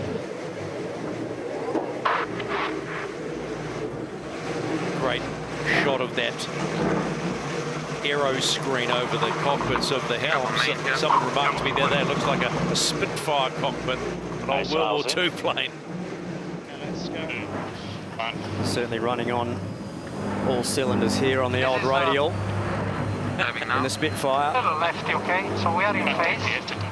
I don't think the Rolls-Royce Merlin would sound the same as what Luna Rossa are sounding like at the moment. Fantastic jibe there, pumping the cant under the boat, exiting the jibe, getting the heel transition, and then pumping the cant back out again, or easing it back out. Nice lead there, Shirley. Emirates Team New Zealand, though, made a gain on that right-hand side. Nothing in it now. This looks quite good front to me. Fantastic race here. Lefty on the way home, same place. Right at the bottom too. Too close for a Right-of-way boat, Luna Rossa. No boats having to change course there. Absolute fantastic race. All about the pressure coming into the bottom sector of this course here now. Now this Ferrari will be here on the upwind, starting to lift now. This is the race committee. We are moving the windward gate, lengthening the course to 1.5 nautical miles. If it goes later in front, would we ever go before? Well, that's a good sign. Good. Longer course, more wind. That simple. After the delayed start we had, Barcelona has come to play. Slightly comfortable lay-line job. And then you call it, mate. Emirates Team New Zealand trying to cut down that narrow lead that Luna Rossa, Prada Pirelli have. Emirates Team New Zealand done very well on this downwind leg. So slight left phase for us here, but it will probably get righty somewhere up this speed. Bottom right doesn't look super strong to me. And they gained a little on that last phase. So you probably take the right mark with an early tap. That page over, we follow. Yeah, follow. Yep. Yeah, we follow. Luna Rossa, Prada Pirelli continue to lead Emirates Team New Zealand in race 2 of the Louis Vuitton Cup, but there is nothing in it. The Italian boat goes around. Around goes Emirates Team New Zealand, the defender. Both really aggressive one-board roundups from both teams there in this lighter breeze, just having enough grip to really rail the boats hard round that sort of hairpin turn, if you like, and nothing in this race at the moment. Okay, looks just get a good lane on the If this is a sign of things to come in the Louis Vuitton Cup, we are all in for a treat. We're waiting a little longer, guys. I'm fine. In 3, On board to Luna Rossa Prada Pirelli's chase boat, Philippe Presti joins us right now, the coach. Philippe, this is a great way to start the Louis Vuitton Cup, even though for this race there are no points on board, so it's a good indicator of where you stand. That's a great start for the boys, and always a split start, which is a little bit breaking, but it sounds like our boys read the breeze pretty nicely so far, so I can see you're pretty to the action. I can see you're pretty involved there, so I'm going to leave you alone. Thanks for your time as always, Philippe. Thanks, you're welcome. Talking about the lead bow tack here, so expect the tack shortly off Luna Rossa Prada Pirelli to really shut the door on Emirates Team New Zealand here.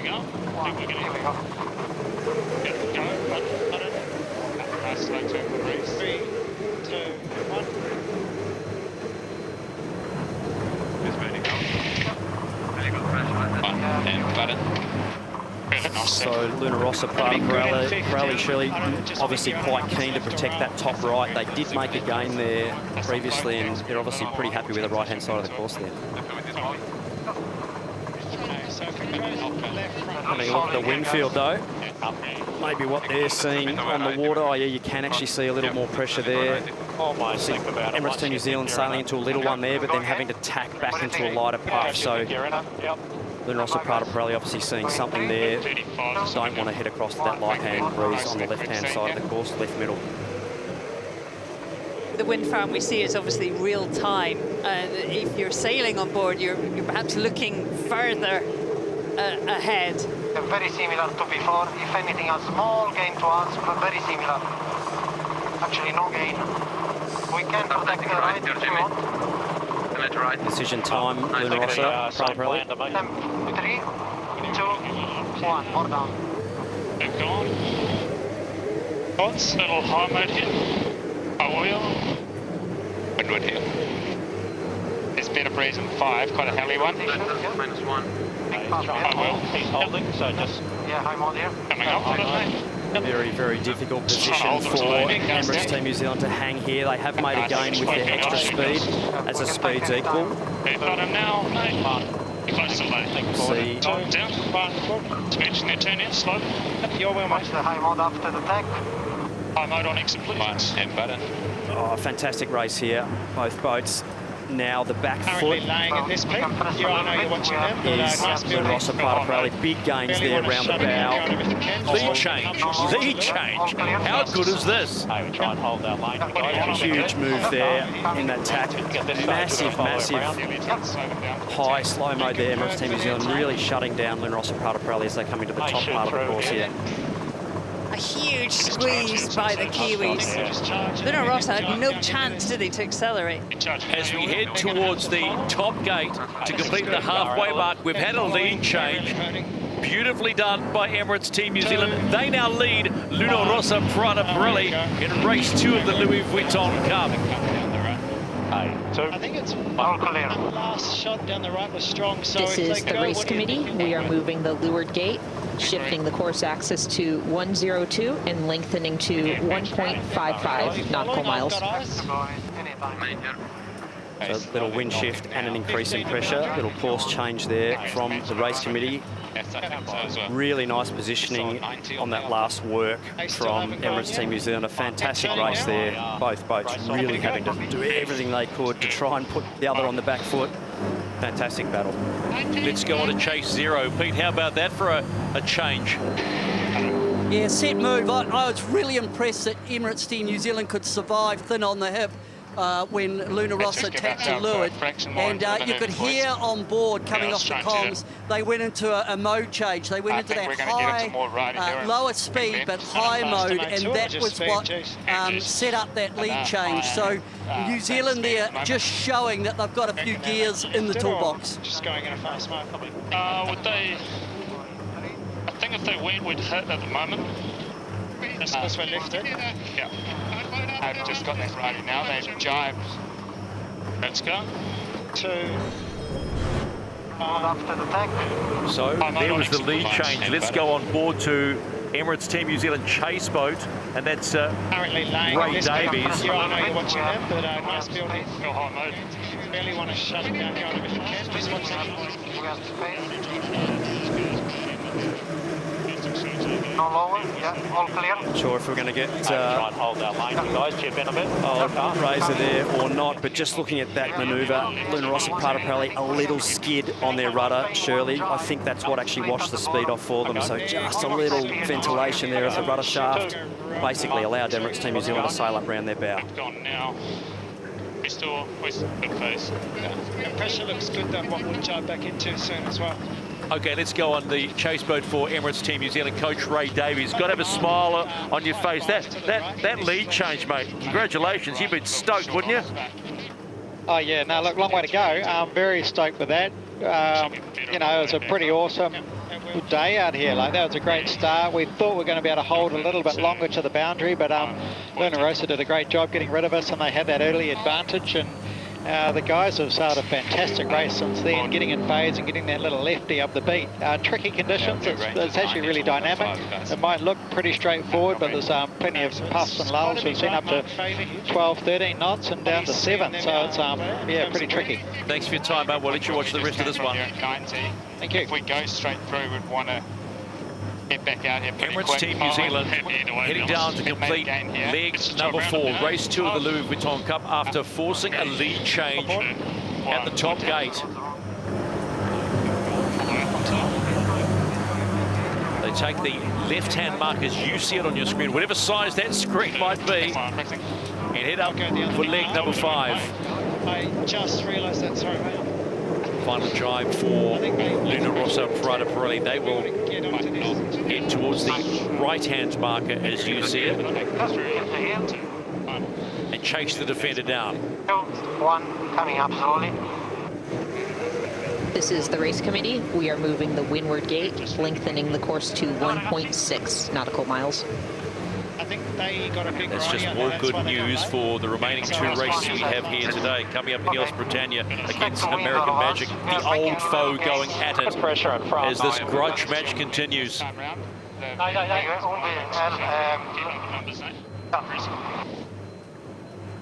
bit of breeze in the 20. Little right, okay, Umbi? Thinking about going here, stand by. Going 3, 2, 1. Put pressure on deck. See that shift on the bow. Fantastic shot there of Luna Rossa Praterapelli. Francesco Bruni calling the breeze in there. Us, guys. Keep pushing. As you heard, small game, so decision time, Emirates Team New This Zealand. is a good ride, so if they let us go straight, I'm happy. Let's go to chase 0. Pete, what are you thinking about Luna Rossa at the moment? Stand by. Yeah, anytime. To me, it looks like they got a new mainsail and jib on, and I've got to say, their sails look absolutely superb.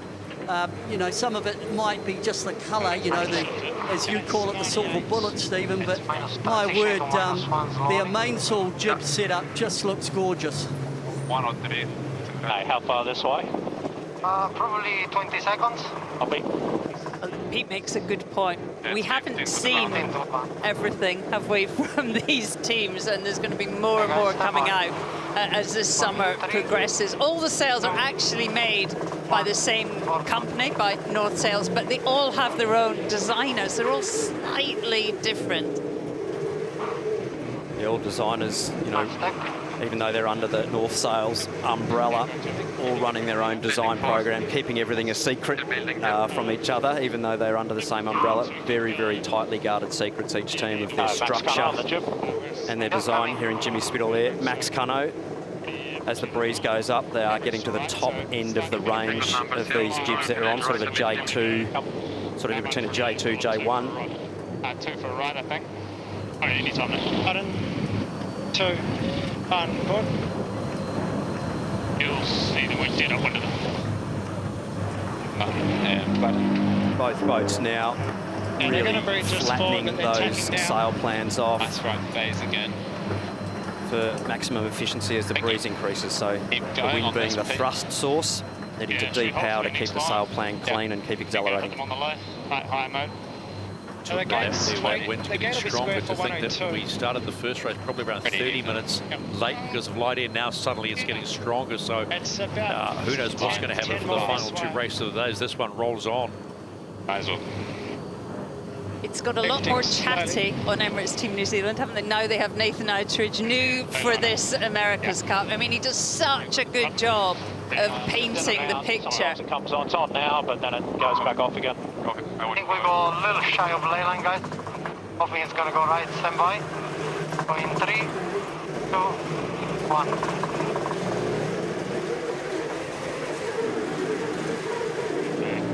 I've been getting all the time, so right Should we go down ley?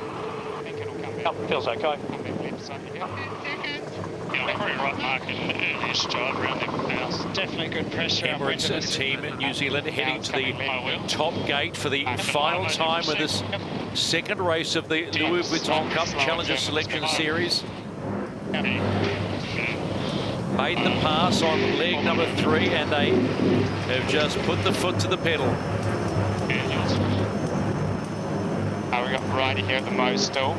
Followed in by Lingy Red Bull Racing as they head to that top gate. Just about the mark. Excuse, I say Luna Rossa, Prada Pirelli. My apologies. They'll be thinking, how the heck did we let them get away with that? No, bad catch. Last leg, downwind.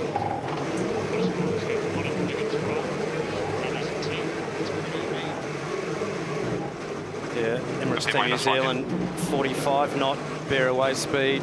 The Italians, 46.2 or 3. Back now. And only sort of 8 or 9 knots of breeze, so getting fired out of the cannon downwind, sailing into the back of the pressure on the way downwind. I've lost the spot, very good. I noticed yesterday lots of teams practicing the tack bear away. It's a big manoeuvre and pretty handy to be able to do it well. It certainly is, and the wind field here, looking downwind, green, more pressure, blue, lighter pressure. They'll be definitely wanting to stay out of that blue area, Emirates Team New Zealand. The decision is really on them now to actually try and jibe in front of Luna Rossa Prada Pirelli, is my opinion of what they should be looking at doing, and sailing across into that pressure and actually taking the manoeuvre of staying in between them and their opponent to the bottom mark. Just missing one. He's just jibing to leeward. Happy to go here, stand by. Go in 3, 2, 1. Pretty happy to keep As we've just talked about, Emirates Team New Zealand just doing the simple things well there. Massive mast rotation there, and Canberra exiting that jibe to re-accelerate the boat downwind. Cam Webster, Dougal Allen, 158, 160 beats per minute on the pumps there. Pretty nice phase here, so you're happy carrying on at this sort of Put in the big watts exiting the manoeuvre, and then once you get to the straight line phase, back to more of a cruise phase for all the cyclors. On to Chase Zero. Pete, what do you got? Just since the Emirates Team New Zealand passed Luna Rossa, Prada Pirelli, I think they've extended. They're just right on our transom. We're only metres away from as they rock into that jibe. And the choreograph of the jibe and the timing and the sequencing is impressive to watch when you're up so close. Big gains there to Luna Rossa, I think, Shirley. A couple of little puffs that they've linked up there, and only a few seconds in it still, even though it says 200 metres. At 40 knots of boat speed, you're covering the ground pretty quickly, so definitely still well and truly open this race. Stick your heads up, boys. Race 2 of the Louis Vuitton Cup Challenger Series about to come to a finish, and there may be no points on offer, but the defender has thrown a little jab into the face of Luna Rossa Prada Pirelli. If you want to beat us, well, this is what you got to do. They get the win, followed in closely by Luna Rossa Prada Pirelli. Both teams will have learned plenty about each other's boat performance in that one. 12 seconds the gap. That is nothing. But if points had been on the line, it would have been a different story.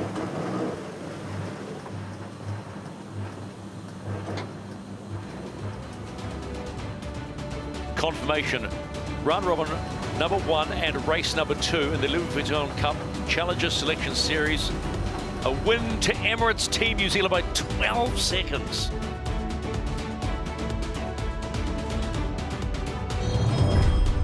want to hold if we can. Two quality teams. The execution was flawless. Luna Rossa looked right on the line. By gate one, Luna Rossa just ahead of Emirates Team New Zealand.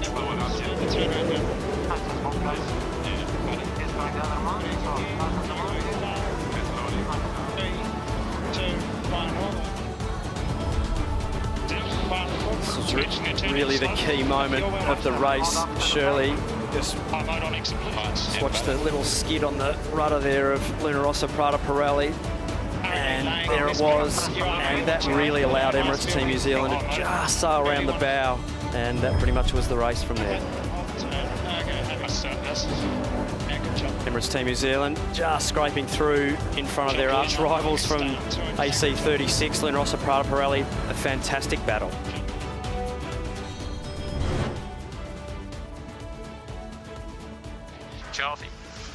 Let's go on board Emirates Team New Zealand and talk to Pete Burling. Pete, congratulations on the win. How brave do you have to be to hold on to Luna Rossa like that to gain that lead? Yeah, I thought Lenny was a bit harsh with the just scrape by call, but no, it was an awesome race. You know, we actually wanted the left, so we were quite happy the way we held them out there, and then they got a bit more advantage than we thought, so it crossed us quite comfortably. But then, you know, the way we just held in there instead of doing what we did against American Magic in the prelims was, you know, really pleasing for the group, and took that opportunity to win at Oris. Pete, it's Lenny.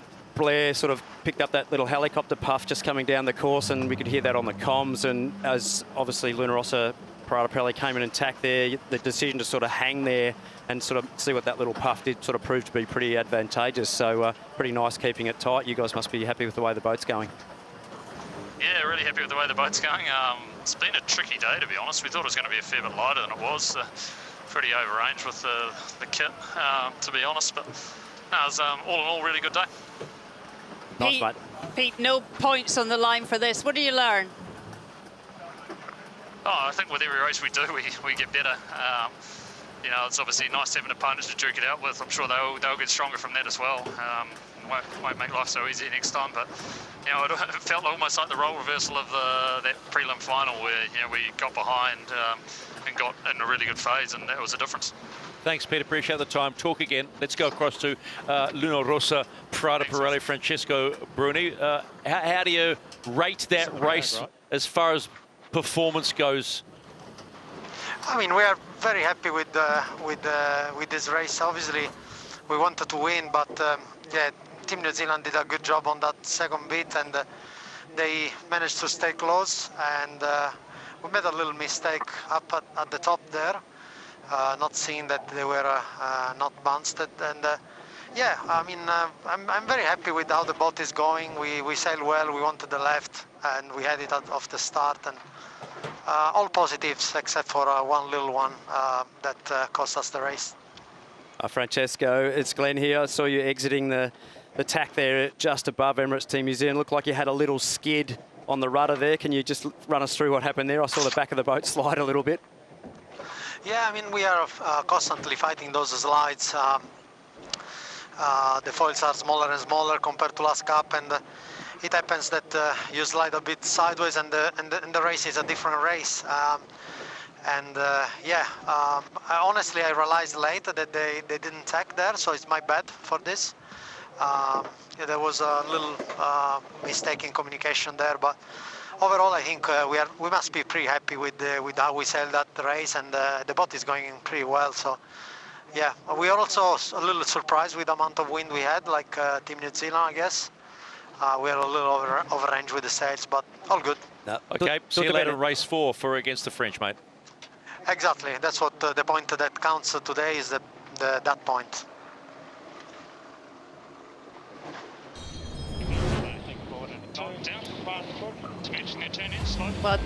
Well, this is where the lead changed. Luna Rossa Prada Pirelli were coming into New Zealand with the right of way, but tacked for a very soft cover. And if you give New Zealand an inch, they take a mile. Pete Burling and his team managing to close right up to the Italians, and Luna Rossa could not accelerate out of the maneuver. But this is the same moment here The Italians tacking close to Emirates Team New Zealand, and they do a beautiful job, don't they, of accelerating, holding high. Luna Rossa, Prada Pirelli, down speed, had a little skid, and from there, well, the Kiwis were not going to give anything away.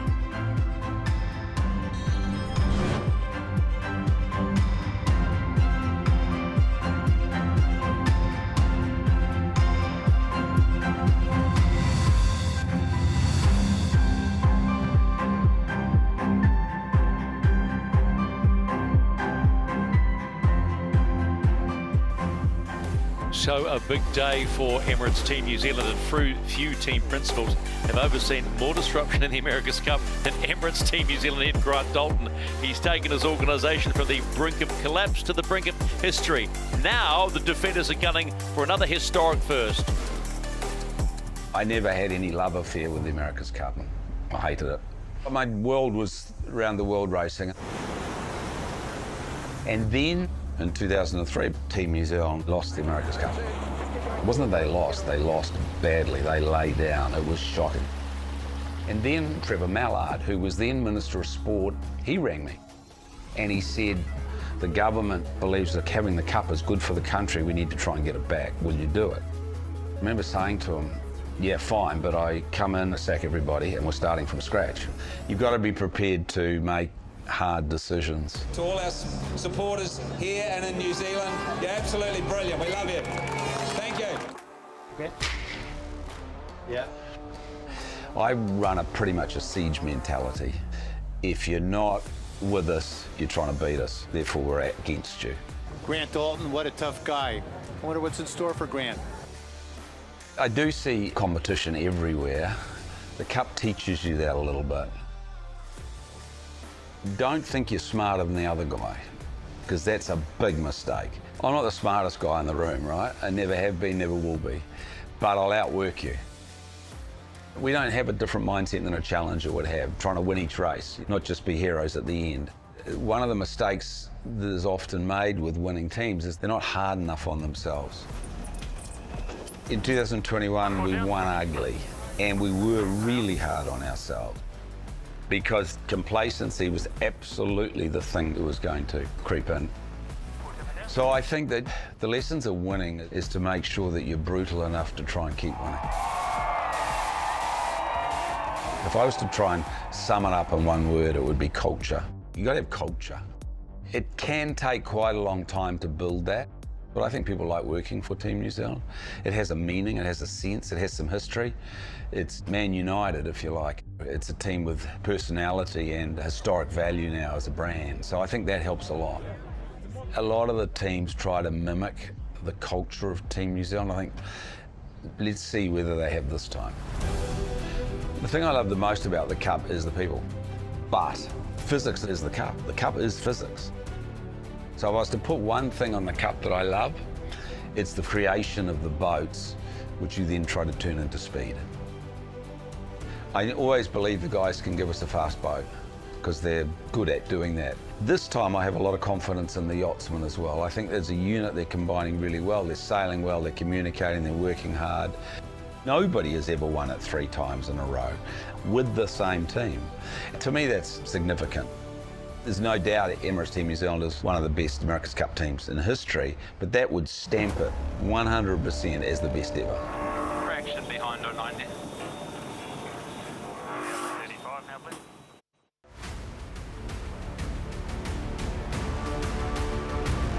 Race number 3, challenger of record, American Magic. After a less than optimal opening act, the greatest Olympic sailor of all time, Sir Ben Ainslie, will be determined to show British fans that his team has a winning package. Alongside Ben, Cup rookie Olympic gold medalist Dylan Fletcher, and with perhaps the hardest role on the boat today on speed and flight is Macmillan and Maughan. And clipped in and ready to go in this match are the impressive power lineup: Rossiter, Hunter, Cornish, all led by rowing Olympic gold medalist Matt Gottram. American Magic here on the waters of Barcelona are ramping up for what they hope will be a place in the Louis Vuitton final. They'll be looking to inflict an early blow in race 3 today against their rivals Ineos Britannia. A huge contest lining up today. Steering duties are taken on by Paul Goodison, Tom Slingsby, and trimming Andrew Campbell, Michael Meninger. The cycling group of Colton Hall, Trevor Bird, Ethan Cedar and Madison Molitor power the pumps for the sails on the AC75. So there are your helms in both the boats. Top left, Sir Ben Ainslie. Top right, Dylan Fletcher. Bottom left, on starboard, Tom Slingsby, and your port helm, Paul Goodison. Fine men on the wheels of these two flying AC75s as we get ready for race number 3 in the Louis Vuitton Cup, and definitely points on the line for this one.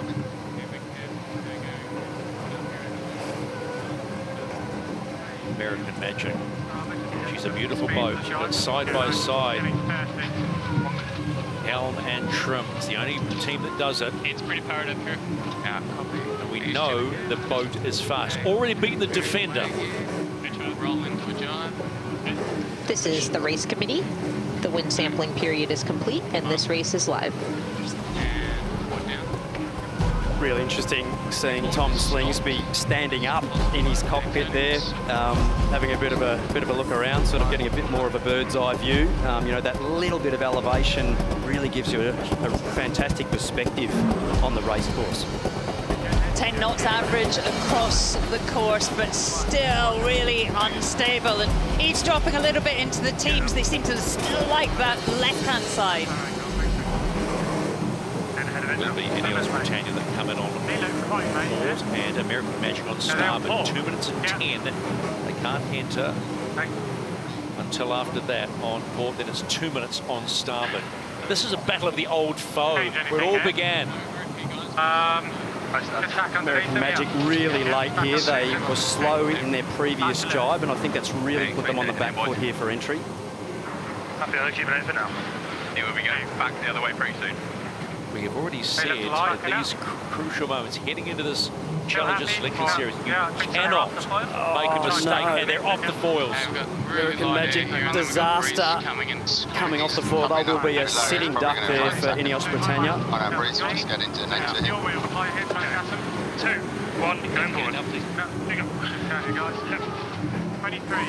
American Magic possibly choosing a jib that's on the slightly smaller size. Absolutely sitting. They have to get the boat taken off here. Should be enough breeze to take the boat off here.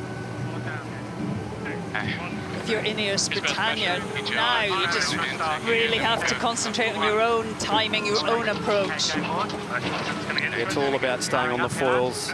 Time on distance now for Ineos Britannia. Inside 60 seconds to go for race 3, and right at this point in time, Ineos Britannia have been gifted a clean start. A lot of pressure now on Ineos Britannia just to pull this tack off. They're only just above minimum tacking speed here. Stand by here. Seems lighter in the start box than we've seen before. Forward down. 3, 2, 1. 8. Nicely done, Ineos Britannia. Coming down. Okay, copy. A little bit of wind more when you can. Yep. Speed is quite left at the moment, so towards the pin's good. American Magic here in real big trouble in this race. 25s. 14, now. 10 foot. 12. 11. Ineos Britannia timing their time on distance to perfection in race number 3 of the Louis Vuitton Cup. They're going to get a clean run at this point to the top mark, and they are away, and American Magic is just getting up on the foils. Restart penalty, USA restart penalty. Umpire Richard Slater there, coming in. American Magic will have to jibe and restart the race. They're over the line way too early there, and will have to come back, and big deficit to make up there for American Magic. That's your line on your bow. Absolute killer blow. Just when we thought, Stephen, they were making it look easy. a bit of a reality check for Oliver. So hard to stay on the foils. Massive, massive cambers there in both sails, just trying to get enough power to actually get the boat going and bear away to restart. You'll see their penalty come off as soon as they swing the bow back up and touch that imaginary line. That penalty will come off, and they will start the race with a huge penalty clear to Ineos Britannia, who, if it is getting a bit lighter again, surely will have to remain on the foils themselves. Our data analyst team just said it was between 5 and 8 knots in the start box. And if you've only got 5 knots and the boats are going back and forward, you've got all that mixed up air. It's problematic. It is. It's very different from only a few minutes ago, getting comms that we were around that sort of 10 knots on the course. So Mother Nature providing the spice of life for the teams out there today. Let's go on to chase zero. Pete, you were right there. My goodness. What a blow to the start for American Magic. Yeah, touchdowns, so expensive. And American Magic, they look to be on a smaller jib as well, and they just lack grunt, lack power. And then once you're down, it just seems to take an eternity to get back up on the foils. So we're not really going to get a good judge on this one in terms of relative speed. American Magic are either very, very good or they're a bit prone to making mistakes. For Ineos, they'll be pretty happy. They certainly didn't. They played the low-risk game, just looked after business, and now they've got a real comfortable lead on League One. Looks like they're headed to windward. Any on track? Hey, man. Next thing, 125 this way. It's 110 wind.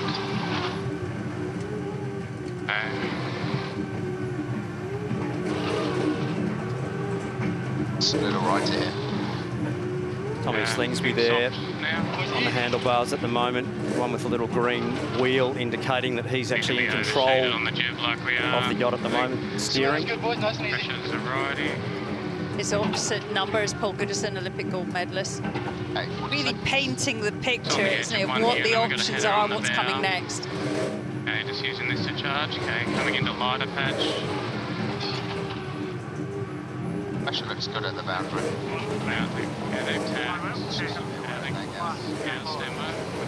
Seeing Ineos Britannia here tacking up towards the top end of the course there. Hopefully laying that right-hand mark for the first time. Set up where the sucky on the windward ports was, until Berwick. Maybe a bit sucky. Ineos Britannia, official challenger of record, first time at the top gate and leading comfortably after American Magic fell off her foils.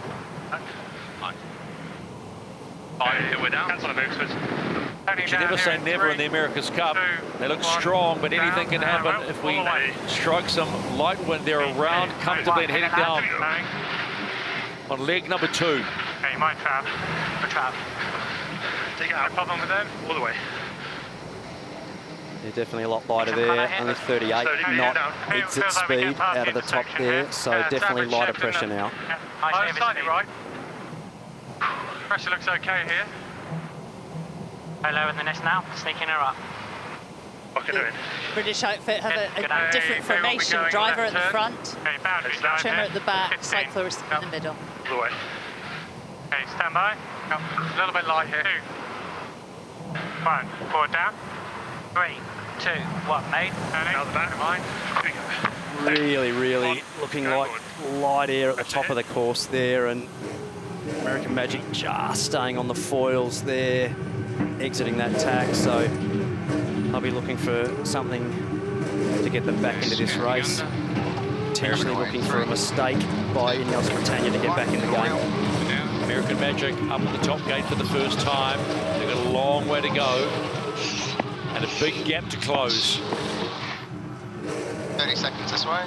Bearing in mind American Magic on that smaller jib, almost looking like a J3. Not 100% sure whether that is their J3 or not, but definitely a smaller front sail than their opponents, the English. 15 seconds. This is the race committee. We are moving the windward gate, shortening the course to 1.4 nautical miles and shifting the axis to 108. So I'm getting excited, Shirley, about wind going up. Wind's decided to go down. Yeah, and the wind field showing us that massive big blue patch, less wind. Ineos Britannia sailing into that now.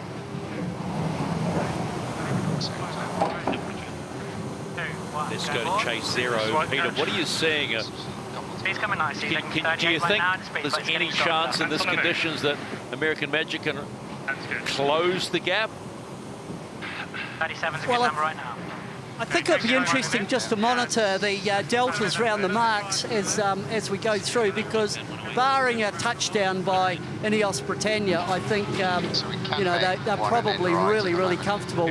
For American Magic, it just seemed a bit surreal that even before they started the race, they were out of the race, and bit of pressure at the moment. you'd wonder, you'd question their Hetzel choice. Slowly coming away.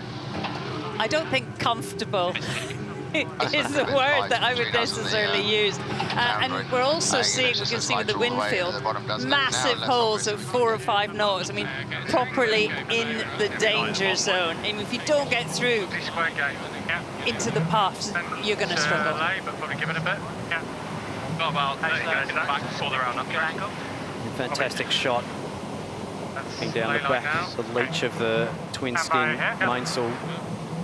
2, 1, forward down.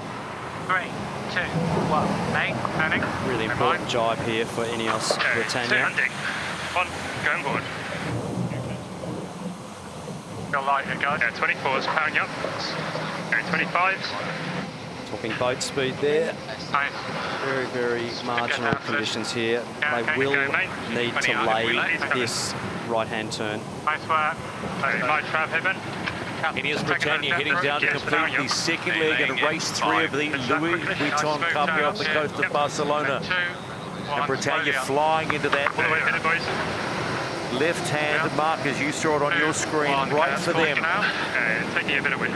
Sorry, I've got a second, get down of the way. That looks like a dolphin to me. The nose always looks like the front of a dolphin for some reason. Probably about mean. I don't know how it looks pretty, but I think Ineos Britannia did well there. I mean, it looked like it was getting really flaky at that bottom end. We were worried that they weren't going to lay, but in the end, perfect execution, kept the pace. Yeah, great job there. Great execution and sailing the boat really well. Ineos Britannia, great comms.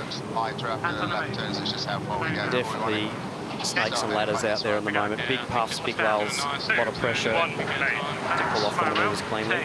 Going board. A little skid there on the rudder. Just got it back under control nicely. Right on the edge of grip there. American Magic now finally making their way to the bottom gate.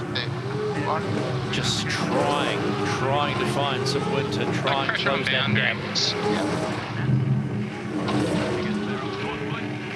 Yeah, it looks a little lighter than getting in better pressure. Let's just pick up this next one we get out of here.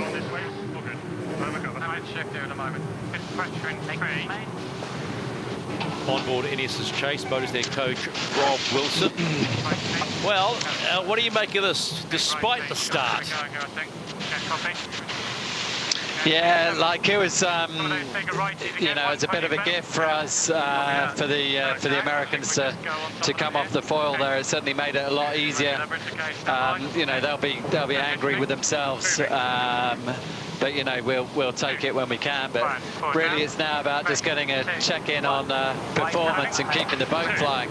You know, that's a key bit of it. It's tricky conditions out here, and you don't want to drop a tack or jibe, that's for sure.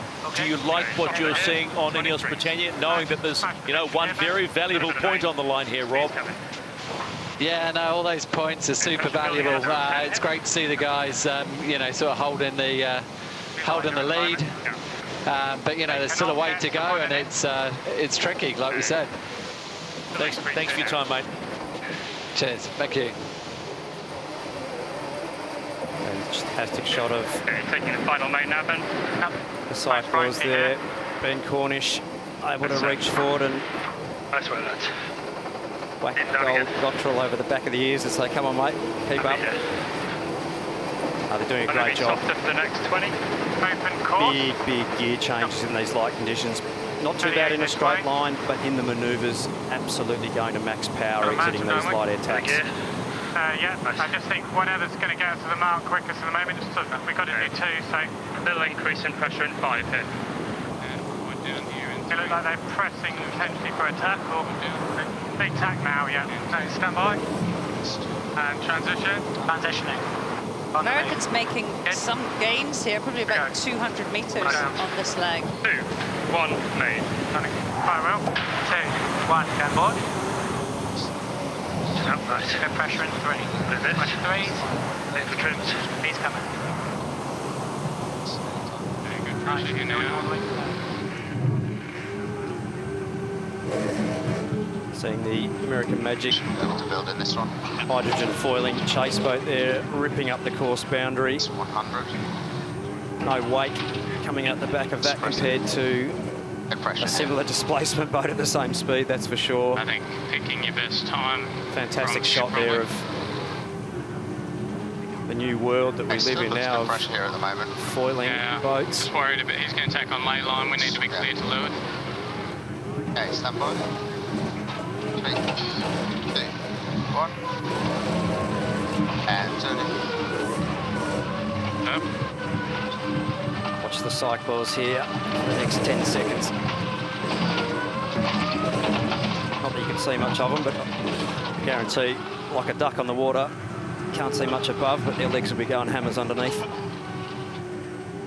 So you've got 40 seconds this way. This is the race committee. We are moving the leeward gate, shortening the course to 1.3 nautical miles. Big gain at the moment, then on this mark. So the wind starting to die off a little bit, you might say, as they shorten the course again as Ineos Britannia head towards that top gate to complete the halfway stage of race number 3 in this Louis Vuitton Cup. Just remember those words of Tom Wilson. It's not over. We've got to keep the boat up on the foils. Okay, 2, 100. Hit it, boys. 20. Okay, my will. Yep. Gotta be clear of them. Coming up. Yeah, nice. Ineos Britannia have that massive muscle underneath. So often it looks like it's going to end up in the water, but such an advantage to keep that close to the water, but obviously not in it. It's not moving. Okay, now Magic. Big dig out of the hole there. They're just going to get it. Traveller up around their ears to get the boat dug out of the hole. Try and build a touch more first. That's off to the cycles there. That's a big push there to move all that oil. You can hear them working hard. And 5 seconds to bear away. American Magic running that top gate. Coming down into another problem off the falls as you just saw a moment ago, but they get around and they're up and going again. Down on that, heading downwind for that 4th leg. It's slowly coming down with me. Angle that. Add a little more if you need it. Onto the American Magic chase boat with Coach Tom Byrne. Coach, have to start. You must have hung your head when you saw that start. Yeah, that was a pretty tough one. Didn't go as expected, that's for sure. We got pretty light down in this bottom corner here. There was decent breeze all the way around the race course, and then all of a sudden kind of evaporated there right when we were about 3 minutes before our start. Are you comfortable with the way they're just trying to regroup here on this race? Yeah, for sure. I mean, they're the best thing they can do is just keep pushing and try and get close enough that we can have a chance here. Maybe if Ineos makes a little mistake or something, be able to capitalize on it. But at the moment, Ineos is sailing a good race. Nice job. Just quickly, Tom, the boat potentially is a little bit underpowered. Is there a different sail choice, or what can you tell us?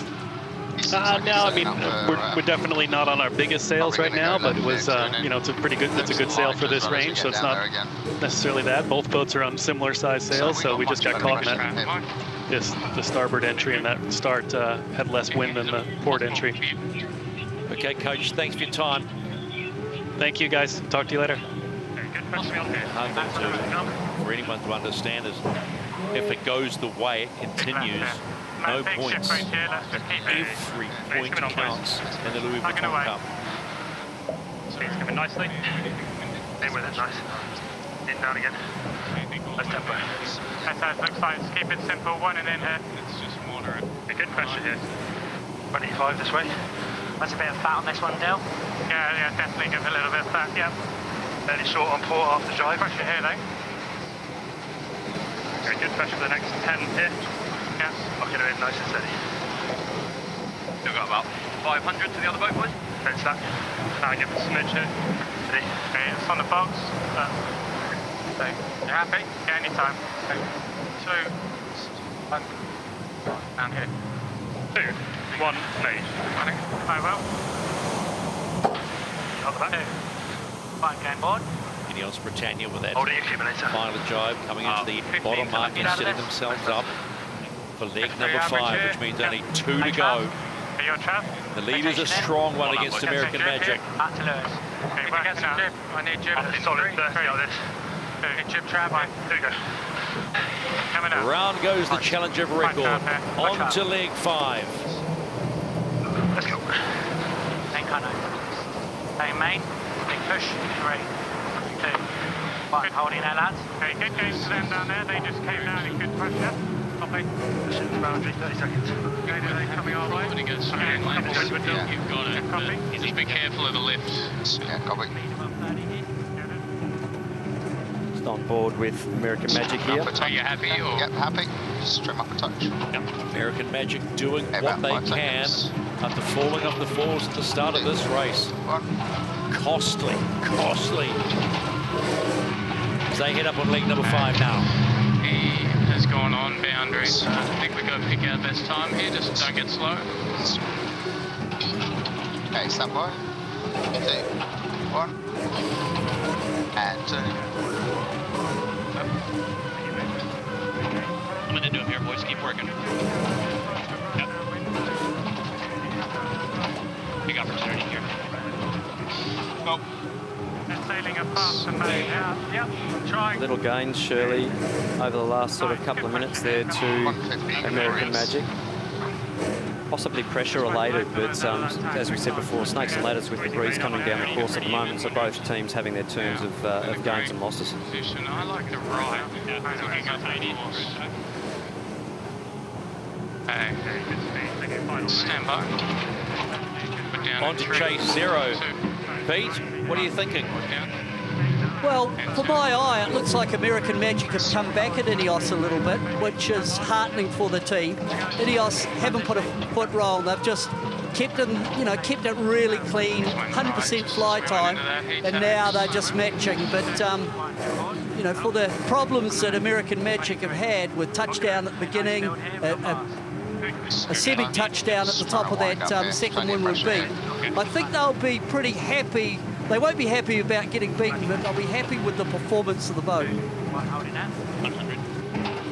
I'm going to leave ourselves too thin on this low, so I think just get the speed on and look for an opportunity to go back. Yeah, it feels like Just having a look here, Shirley, at the sort of average speed of both boats. Just a click better there to the British, although they've sailed a little more distance. Still only one manoeuvre or one touchdown away from a pass, so some holes on the course there of 4 to 5 knots. So once you're actually up and foiling, you can transition those lighter air pieces. Once you're actually up and at speed, you can actually go through a 4 or 5 knot lull as long as you get back into some pressure fairly quickly again to re-accelerate the boat. If they are obviously towed in if they want to split, currently American Magic have done really well here to close the gauge, haven't they? Risen 600 metres at one point. Just slowly making a gain there, the Americans, although Ineos Britannia well and truly in control at the moment. If they can just get up around this left turn, not sure from our view whether they'll get there. Probably attack. I know American Magic attacking there, so choice back on Ben now, making the call. We go transition. Yep. Going to go 4 down. 2, 1 in Ineos Britannia doing what they need to do to hold off American Magic, as you heard Shirley say. They've made gains. They'll take a lot out of that. They won't take much out of a start that they will want to forget about pretty quickly and move on. And Ineos Britannia, one more leg to go in race 3 of the Louis Vuitton Cup. And race number 3. Looking to get some fast forward here. Maybe early jive, but once they got just holding to it clear, you're all good. Yeah. Really soft Big patch on the course there. Top speed only 33 knots exiting there, so very, very light. You can see it on the water, hardly any wind at all there.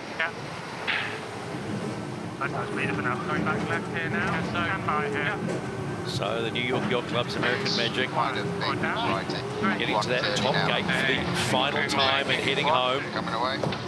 Honestly speaking, popping himself up out of the cockpit to have a quick look around. And they are around. These subsequent jibes. Oh, the British just on the edge there, getting going. They're safe out of that jibe. These next 2 jibes for both teams. Very, very critical. I think we're getting just a little bit too wide on these drops. It's really hard to... 8, 7, 6, 5, right here. And coming in. This is right, it's just good. Let's just lock it in here. Yeah, trying. Nice. Brilliant. So much comms on the boat, isn't it, between the drivers, but also the trimming team. It's a real juggle of controls. You're right on the edge of grip, trying to fly the boat as high as you can with big, powerful sails, with tiny little pencils for rudders. Good little increase in 5. It's like riding a downhill mountain bike with your road tyres on through the bush. Not an easy juggle. How many times have you done that? A few times, and it's not that nice. I like the big, chunky, grippy ones for sure. Not so good for the up, but better for the down. Massive cambers there. BMG here. Big gains for the Americans here. Nice pressure, so it should get to us. Like 1 and into the finish at the moment. I already pressed me. Speed's equaling there. The British starting to sail into the similar pressure band that's coming down the course that the Americans are in. Big gains still to the Americans. They're in a really, really good path there. Ineos a lot higher. The Americans on rails towards the finish. Both boats having to do 1 jibe to the finish. How's this for a finish? How is this for a finish? Slightly left-hand gate bias. Considering where American Magic were after the start, definitely done a good job to get back in the game, but Ineos Britannia just need to execute this jibe. A sniff of a crazy finish, but it will be Ineos Britannia to get across that line first in race number 3 and pick up the most valuable thing, a point in the quest for the Louis Vuitton Cup final. The Challenger record gets the job done. Closely followed by a storming American Magic. The gap at the end, only 14 seconds. It may have been a horrible start, but they actually walked away feeling pretty good about that. Hey, might well stay the master. A few things to work on there, eh? Great job, Shaki. Great job, Con. Happy. Sorry, guys. Complete result of race 3 in the opening salvo of the Louis Vuitton Cup, and it's Ineos Britannia with the 14-second win against New York Yacht Club's American Magic.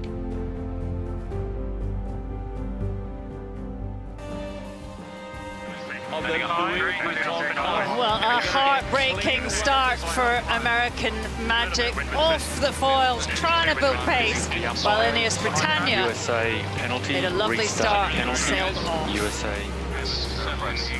American Magic, they're 600 meters behind at one point, did really well to claw back meter by meter.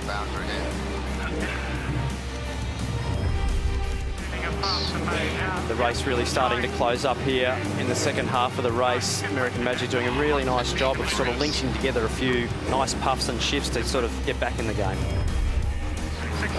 Unfortunately, though, was not quite enough to get back in touch with Ineos Britannia, and the British there doing a wonderful job of finishing it off and getting the point in the Louis Vuitton round robin. Had us holding our breath though, Glenn.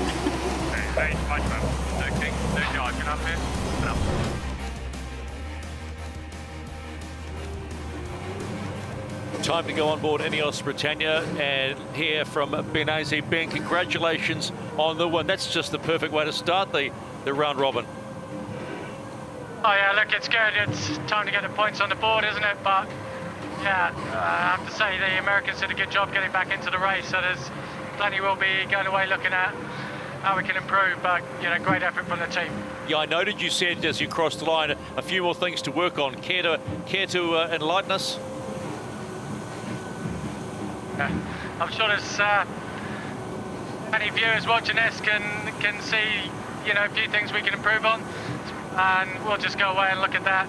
We've made some good gains over the preliminary gather and in the last couple of days in between, but obviously still work to go. Appreciate the time, mate. See you tomorrow. Thanks.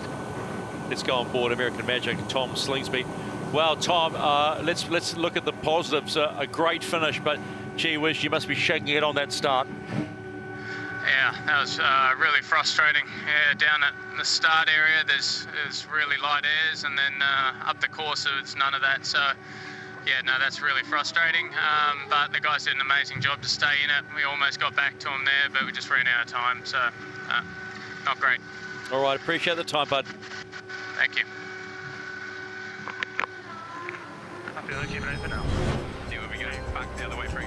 Yeah, just really, this was the moment of the race for American Magic. It was actually the jibe just before so that one in the pre-start was the first jibe, and the second one just sealing their fate, not getting up and foiling and missing out on the start.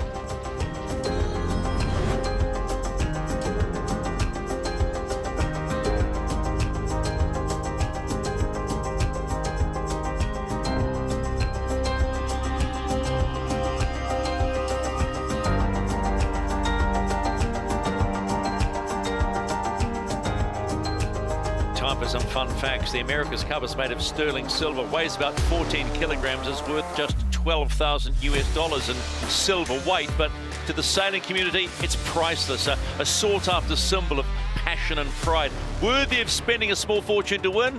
Why? Well, we put that question to American Magic's principal, Doug DeVos. You know, I think one of the great questions in life is, what is it about this competition that draws so many people in? I don't know that I have the answer, but I think there's something dramatic about the America's Cup itself, that it's more than a trophy, it's what it represents. So it's an honor to have a chance to be part of the competition today.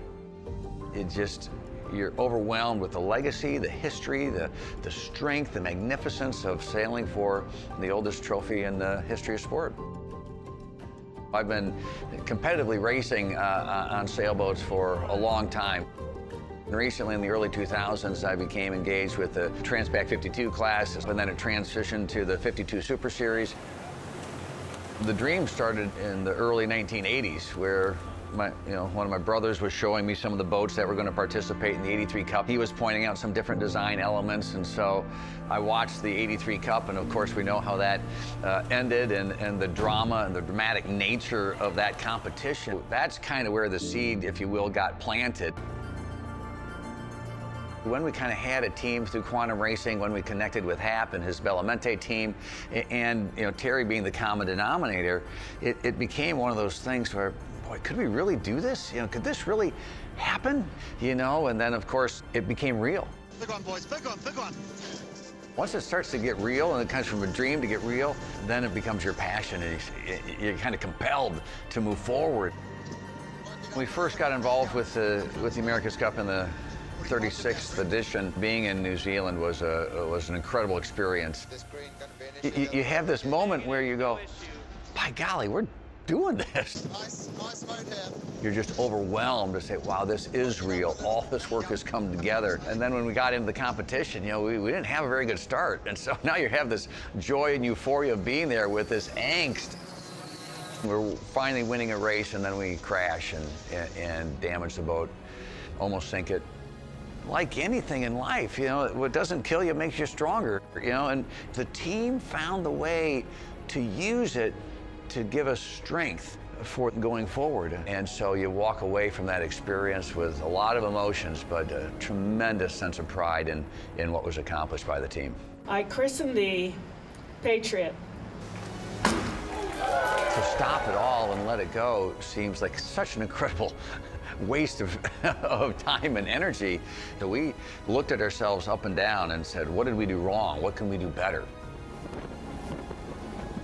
And so that's why we're back to compete. In one sense, it becomes an easy decision.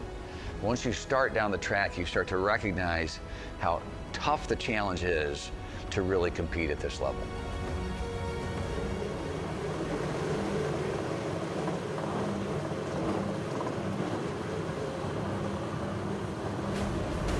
Final race of the day, race 4, France against Italy.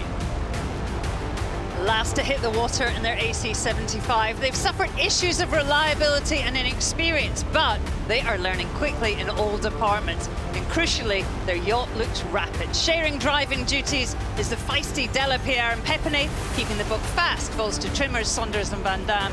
And pumping the oil through the veins of the boat are a showcase of some of the nation's greatest endurance athletes.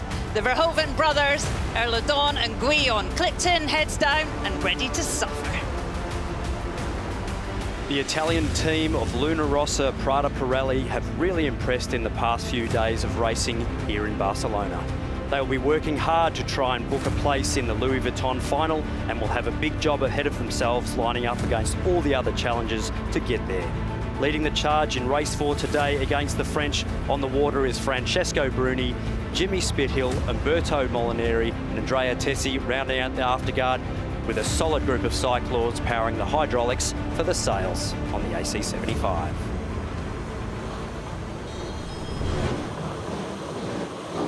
This is the race committee. We have passed the wind test and this race is live.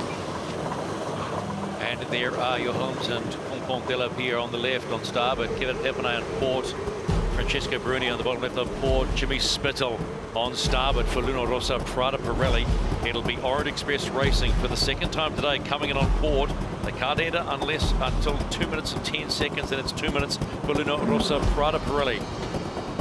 Exciting part for everybody in the fleet. Orient Express Racing were almost flawless in their win earlier today against the Lingy Red Bull Racing. Now they're up against Luna Rossa Prada Pirelli, one of the favourites to go all the way to the Louis Vuitton Cup final.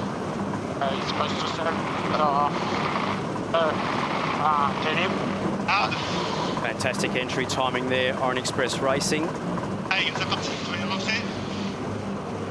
Luna Rossa Prada Pirelli entering on time as well, so stand by for a fantastic pre-start.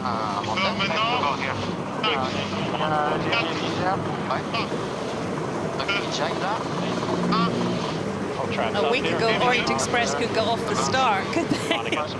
They've learned a lot. It's been a steep learning curve. The team doing a great job up against the powerhouse team here, match racing experts. Luna Rossa Prada Pirelli. Getting near the boundary, the French have to do something. Both boats on J1 jibs, so the biggest jibs they can put on for power, as we saw the breeze dropping. Thinking about going back with the pack, guys. Copy that. Okay, full speed from here. Real test for Pepin and Pompon Delapierre up against Spithill and Bruni. He's got to go through the gas there, so... Stand by tag, boys. Speed. Quite early, Orient Express Racing here, so the Italians will tack and look to get a really good wind-up of speed here to get a big speed differential, put the French on the back foot. good positioning from the Italian unit. They can pick when they go and whether to attack or not. Orient Express slow. Yeah, sailing back through the dirty air there. Orient Express Racing, so just digging the boat out of the hole there. Time on distance for Orient Express Racing. I've got Luna Rossa Prada Pirelli very strong with a big speed differential coming here. We'll put the pressure on Orient Express Racing. The door is open for Luna Rossa. Under 10 seconds to go for the start of race 4 and the Louis Vuitton Cup. It's going to be close to the line. And we are away. Orient Express Racing, Luna Rossa Prada Pirelli. Race 4, Louis Vuitton Cup. It didn't look pretty for Orient Express for a while, losing speed, but in the end, fantastic start from both teams. With both teams getting off the line there, Orient Express just staying on the foils and re-digging themselves out of the hole, and they're in the race. Fantastic. It's to see a great battle shaping up. You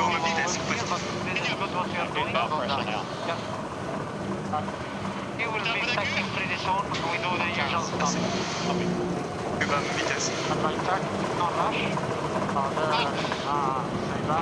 Start edging. 3, 2, 1,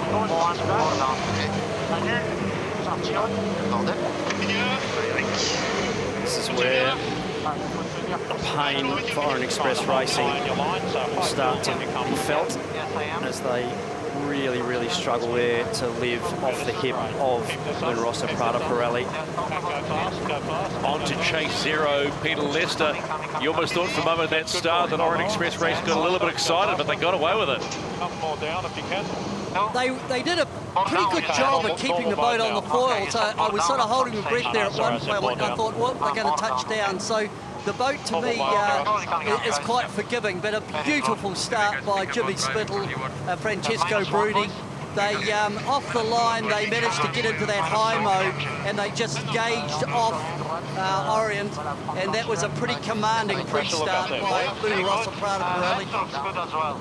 Oh, look at the blades for Orient Express. Nearly 200 metres now. They've nowhere to go. Only option back into the boundary. And slow. Really tough position for Orient Express Racing there. Luna Rossa Prada Pirelli doing a really nice job just landing right on top of them on that tack on the exit of the boundary.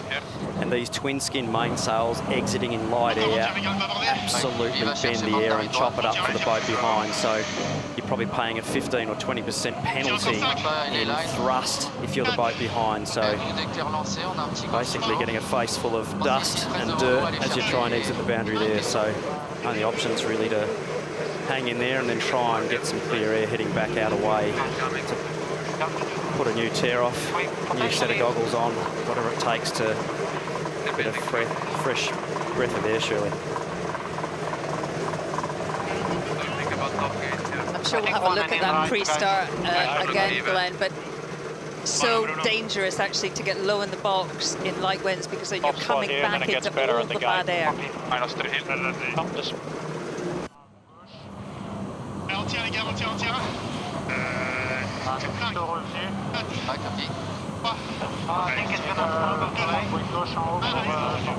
Both boats having to do one more tack to get through that top gate.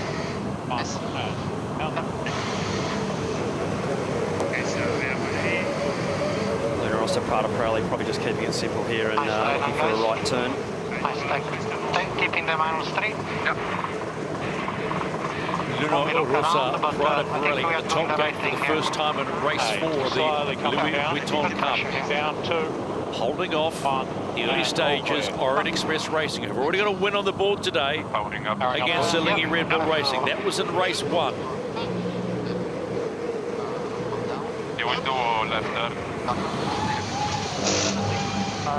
And in come Orient Express Racing. Let's look at the Delta, see how far behind they are. The question always remains, as we saw in the last race, can you catch up? American Magic almost did it in the last race against Ineos Britannia. Around got Orient Express Racing on the downwind leg. 27 seconds. On a un super go, je pense, et on dort pas mal. Ouais, carrément. Dans l'instant, c'est bon VMG pour nous. Only 7 to 8 knots of breeze on the racetrack at the moment. The French sailing into a little bit of pressure there. On the right-hand side, looking downwind, and making a little gain back there on the Italians, but having to execute this manoeuvre and then possibly sailing into some light breeze. So hopefully they can stay in touch and keep the race alive. Massive light wind bubble, more than often, right at the gates at the bottom of the course. I don't know if that's caused by it's very close to the beach. I mean, actually, the spectators are loving it. They can see everything there. Trending right now. Maybe it's to do with that. Fantastic shot up the back of the mainsail there. This is a righty. Generosa Prada Pirelli. Hey, stand by, guys. 3, 2, 1, just coming down a little.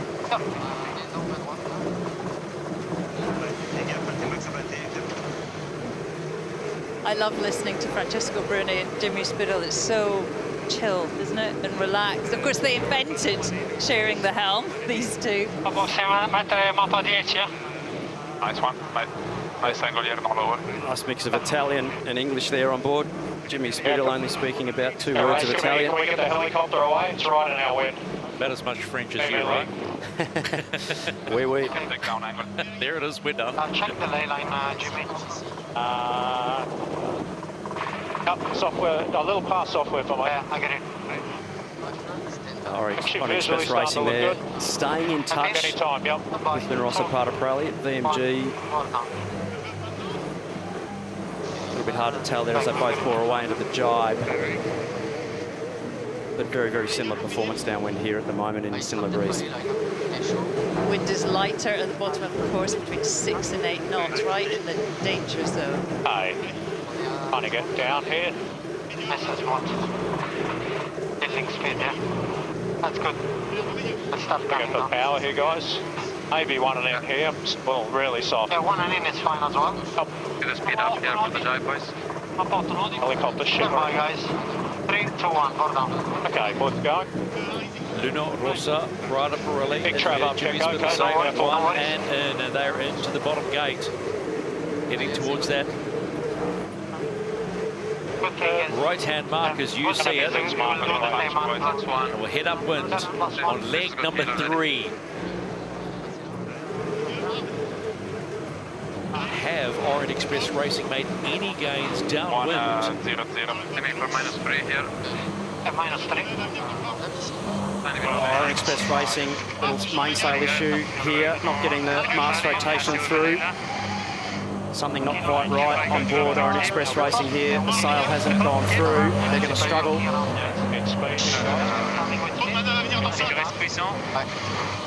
Oh, just getting around there. Looked like a little issue there on board Orient Express Racing. So they've lost some time on that downward leg. It's now 34 seconds. It was 27 seconds at the top mark, and they've dug themselves out of that hole and head upwind on leg 3.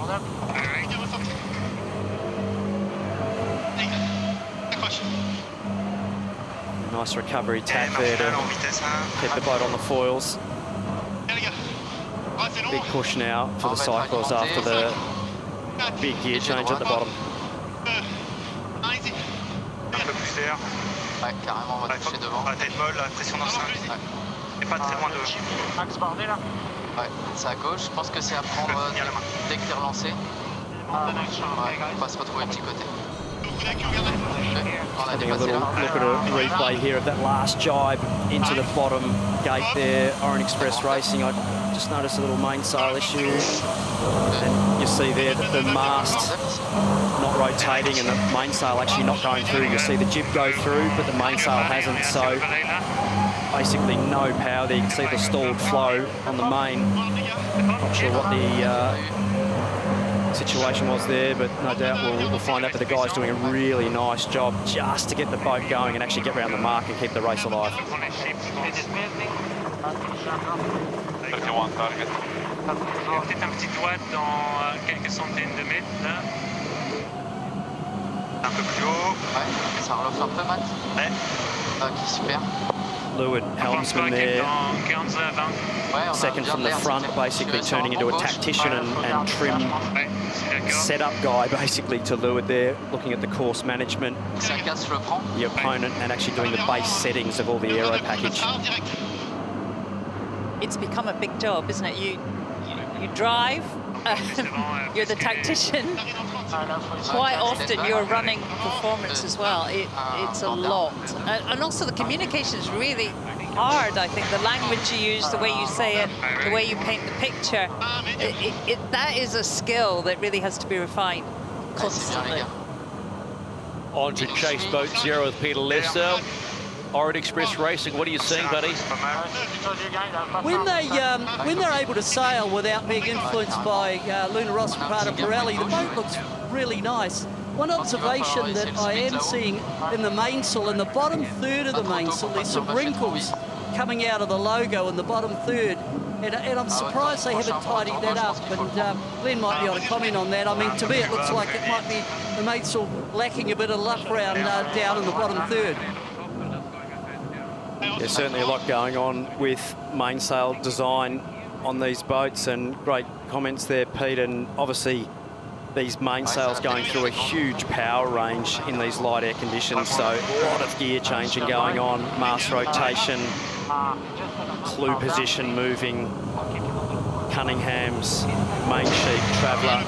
The skin's really getting put through a huge amount of torture to actually create the shapes needed for these light air conditions. So you're really forcing the sails to do some things that they're not wanting to do sometimes to get the shape that you needed to get maximum performance. Nice tack, guys. Really good tack here. Yeah, good course. Luna Rossa Prada Pirelli at the halfway mark now of race 4 of the Louis Vuitton Cup round robin opening day of racing. This is the final race of the day. They got beaten by Emirates Team New Zealand in the no points race, but points are on the line in this one, and they will desperately want the points. Nice flank shot there. Bien les gars, c'était un beau prêt.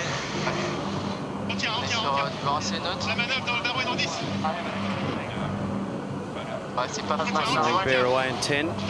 Some French that I do understand. Orient Express Racing rounding the top mark, and they picked up some time.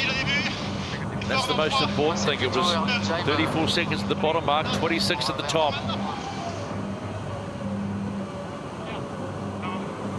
Let's go on board the chase boat for Luna Rossa Prada Pirelli.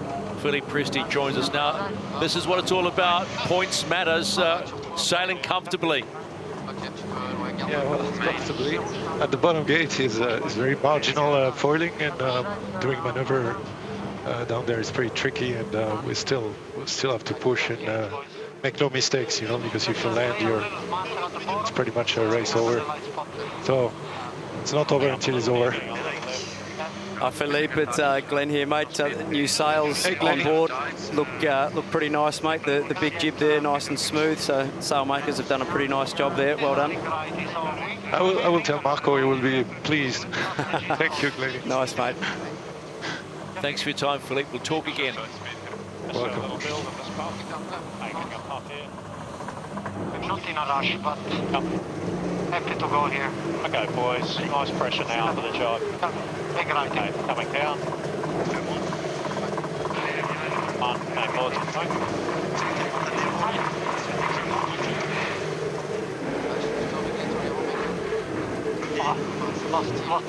Lost the rudder. Luna Rossa Prada Pirelli, big trouble. I'm reconnected almost. Rudder's still gone there. Not yet. You can see the plume of water out the back. Lily's on main. A little lower on ride height, guys. Just a little still lost the rudder there. The guys are still in trouble here. Put the rudder on the water a little bit. Yeah, got it back. Okay. Nice. Reattach flow there. That was a big moment for Luna Rossa Prada Pirelli there. Sorry, guys. So just getting too high in the jibe, full ventilation there. Hey guys, looking like one and then right at the moment. Big scare for Luna Rossa Prada Pirelli. How coolly did they handle it? The gas, one and then right's good. Keep it safe on the lane. It's basically like getting into a full opposite lock slide and just holding it there. Guys on board doing a really nice job of trimming and actually keeping the boat unloaded in the back. Happy? and not spinning the boat head to wind.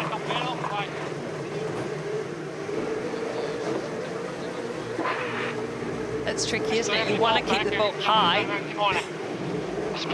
because then you're less vulnerable in the light spots. But yeah, just riding too high, Glenn.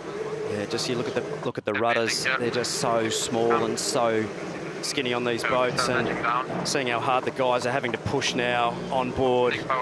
Bruno Rossetti, 175 beats per minute. Luca Kerwin, pretty much the same. Both pushing hard there to get the boat back on track again, and they would have been a big gear change for them trying to get the boat rebalanced after that manoeuvre. Luno Rosso, Prada Pirelli, 2 more legs to go. They've evaded a problem, handled it well, and will round the bottom gate and head up on leg number 5. Huge size of relief, I'm sure. Let's get up wind trim here. They're only just laying in there. Great pressure in Quite front, a nice call not to drop that windward board there, because that would have slowed them down a bit more, but managed to just grub it in with big deep sails and get round the mark. And although it wasn't a tactical rounding, it was a really nice high-speed rounding, so nice for exiting and getting over to the boundary with good pace.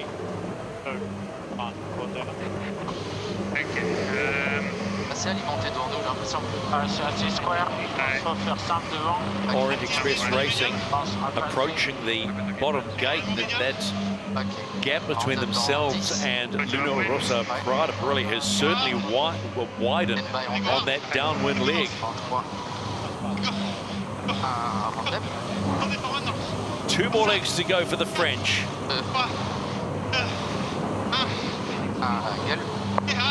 C'est du droit, on peut prendre. Ok, stand by. Board down.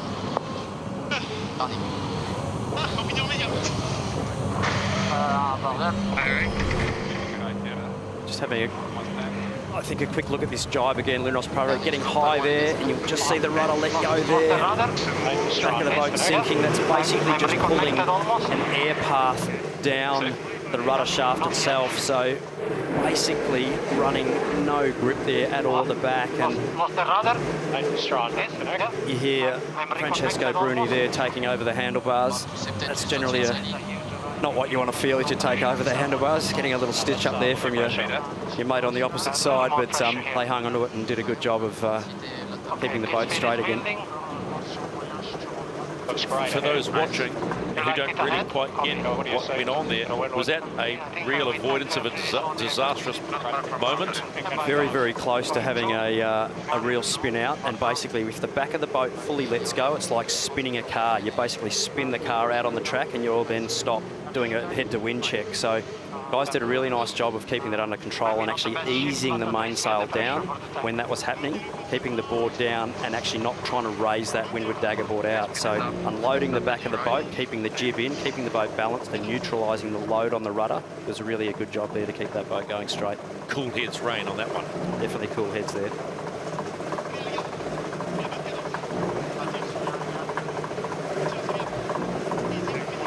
Up, 2, 1, here it comes.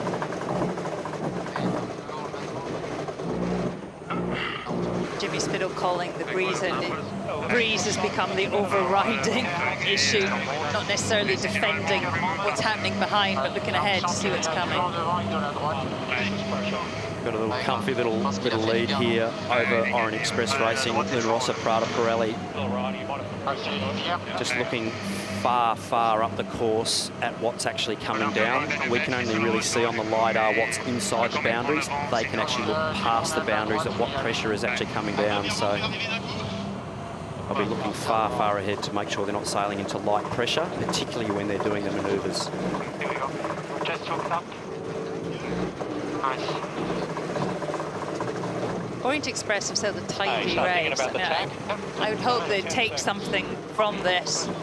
Sure it looks all They right. haven't really made any errors. I mean, they were dominated off that start, but actually it's all gone pretty well. Yeah, coming up against the runners-up of AC36. So the lane line you're chasing, lane line here. Hanging in there and sailing the boat really well. 3, 2, 1.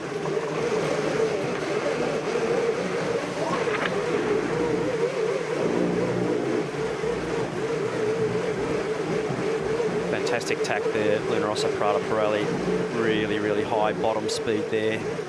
Exiting that tack in light air, that's probably one of the better tacks we've seen the team do. They'll be putting the bow down now and ripping into the top end. And maybe we go halfway instead of all the way. Luna Rossa Prada Pirelli, one of the favourites for the Louis Vuitton Cup final in their second race of the day. The first one, they went down to Emirates Team New Zealand. It didn't matter. This is a points race, and this is the one that matters on day one of the Louis Vuitton Cup. And they're sailing strong. Hey, catch.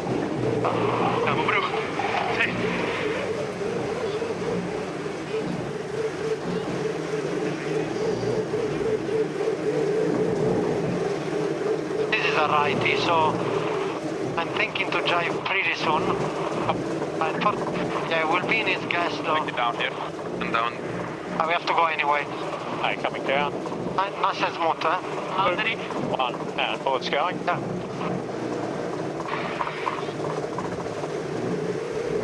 Fantastic onboard shot there of just that mainsail and jib coming through. Big cambers exiting there for maximum power. Orient Express racing.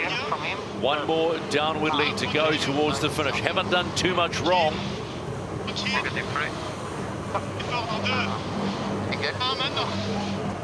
start coming up. Fraîche à l'endroit. Il a fait un très mauvais jab, il a repris la droite. Parce qu'elle est à la Sudaris, il va à Bourcol. Ouais, on se voit là. Ok. Un Bulgari. Un Bulgari. Important jibe for Orient Express racing here.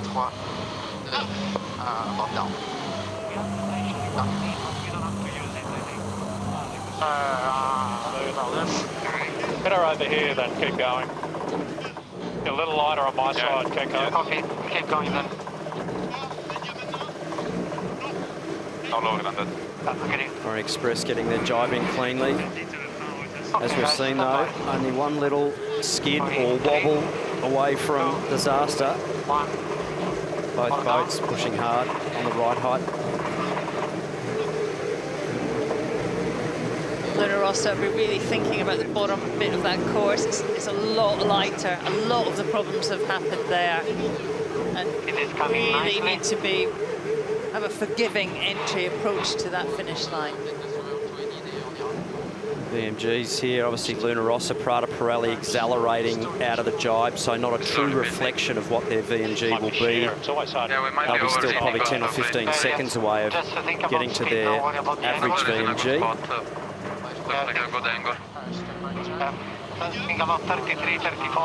Hats off to the spray painters from Luna Rossa Prada Pirelli. Painting silver is not an easy job, and they have done a magnificent job of that boat. So hats off to the paint division and the shore crew.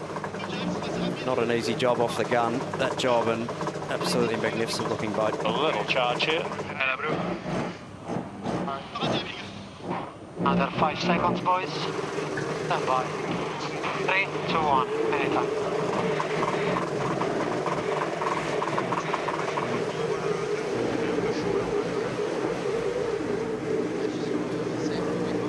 Race 4 of the Louis Vuitton Cup opening day, and Luna Rossa Prada Pirelli get exactly what they want, the win and the 1 point going into day 2. Past the spectator fleet, and yeah, good job, guys. That was not easy, eh?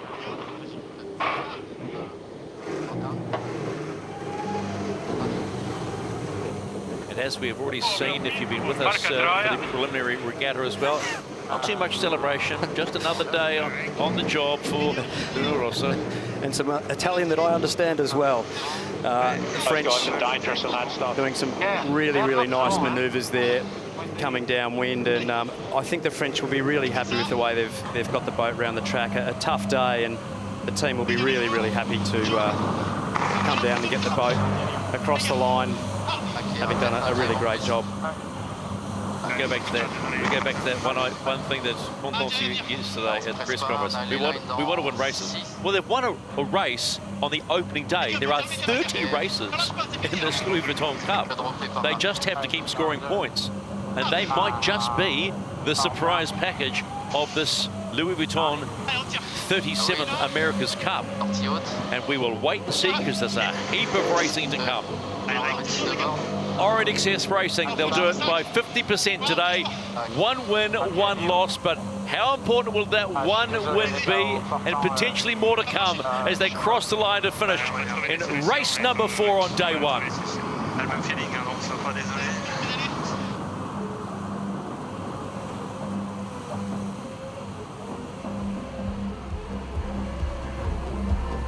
Confirmation of race 4 of the Louis Vuitton Cup, the opening day of round robin racing, and it's Luna Rossa Prada Pirelli, the win by 1 minute and 24, and they get that valuable point.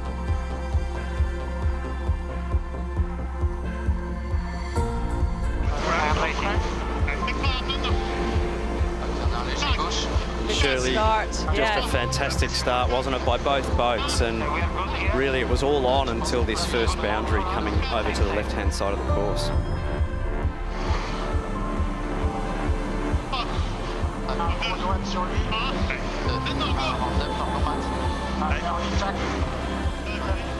Orient Express trailing at the bottom of the course. They're sailing a really clean race. By leg 4, Luna Rossa Prada Pirelli, a commanding lead, but nearly went all wrong. Yep, really some close to doing a head-to-wind check there, and then obviously just keeping the thing in a straight line, getting the job done. Nice work, guys.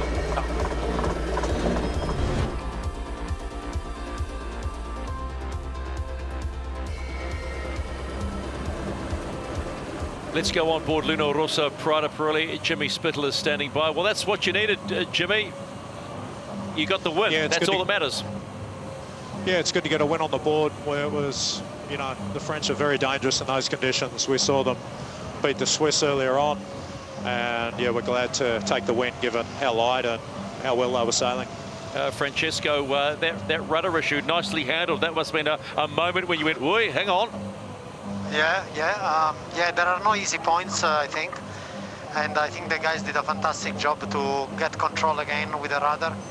Yeah, I mean, these boats are pushed to the limit, and you make a very small mistakes and the things can go wrong very quickly. So yeah, I'm very proud with the team and with the short team and all the guys. We have to stay focused and point by point. Jimmy, you stitched Keko up beautifully there in that jibe, mate, just handing it over while she was fully let go. That was a great one, mate. Nice work. Bad. Yeah, as soon as I heard him say I've lost it, I just took my hand off the wheel. Classic. Nice, boys. All right. Thanks for your time, lads. We'll see you tomorrow. Let's go across to Orient Express Racing, Canton de la Pierre. Canton, let's look at it like this. Successful day. You got a point on the board, and that's probably what everybody wanted to see. Yeah, exactly. It's a good day. I mean, against the Italians, it was also way better than it was. It's really encouraging for the whole team, and just have to stay focused for the next few days. Just briefly, that mark rounding on at the end of leg 2, what happened? Yeah, the windward, you mean? Just on the mainsail, Canton, it's Glenn here. Just you're having a look at the mainsail coming in that last jibe in the bottom. It looked like the mainsail didn't quite go through, but you did a great job in getting the boat round the mark and getting going again and keeping the boat foiling. So well done to you and the team for a really solid day, mate. Thanks, Glenn. I appreciate it. Canton, we just heard Jimmy Spittle say that the French are dangerous. That must sound pretty good. Yeah, it is. I mean, as you know, Shirley, it's a steep learning curve, and we have to push hard to close the gap. But it's going well, and I just have to regroup the whole team and believe in our chance. Thanks for your time, bud. We'll see you tomorrow against Emirates Team New Zealand. Thank you.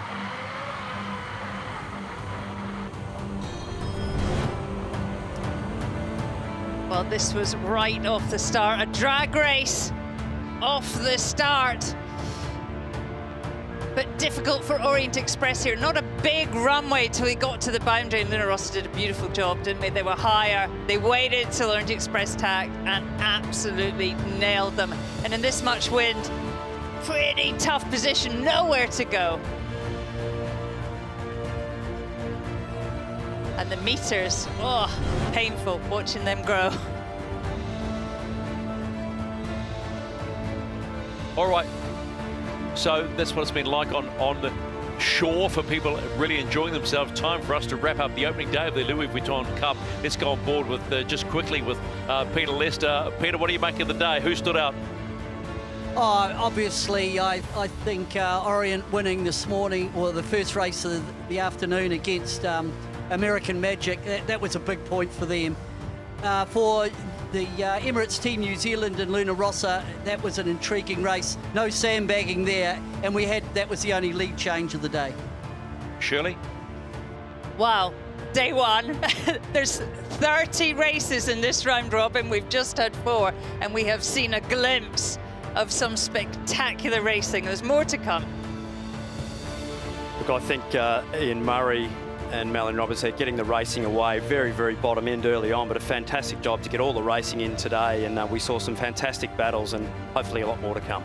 Yes, I wonder whether people now, as Jimmy Spittle said, are looking over their shoulders to Orient Express Racing. No one would have seen that coming, and I think we know they have a fast boat sailing it efficiently. They did that in race 1, got beaten up a little bit in race 4, but they'll be back for more tomorrow in a non-points race against Emirates Team New Zealand. It's been a big old day here on the coast of Barcelona. The King Philippe VI's Majesty coming out and getting out on the hydrogen boat to get out there and just enjoy the racing, as we're sure you have had as well. And then we saw it, France against Switzerland, and Orient Express Racing getting the opening win on the opening day, and they did it efficiently, and they were pretty happy about that. Look at that, screaming across the line. Everybody happy. They put in hours of work. And then in the non-points race, Luna Rossa, Prada Pirelli, Emirates Team New Zealand, and the pass on the upwind leg number 3. And then they took control and headed on home, just to remind everybody who the defender of the 37th America's Cup is. And then disaster in race 3 for American Magic, off the foils and handing a huge lead to Ineos Britannia. But you know what the funny thing about that was? By the end of the day, American Magic really caught up, and at the end it was only a 14-second win. And then Luna Rossa, Prada Pirelli against Orient Express Racing, both on their second race of the day, the first points race for Luna Rossa, Prada Pirelli.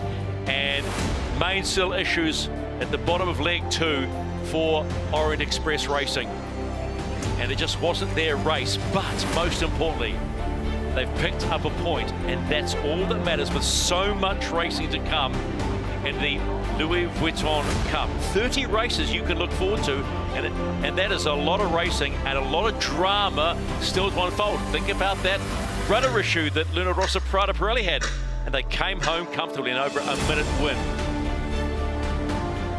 So, after round robin number 1, including the defender, wins for Emirates Team New Zealand, Ineos Britannia, Luna Rossa, Prada Pirelli, and Orient Express Racing. American Magic and Alinghi Red Bull Racing still to get on the board.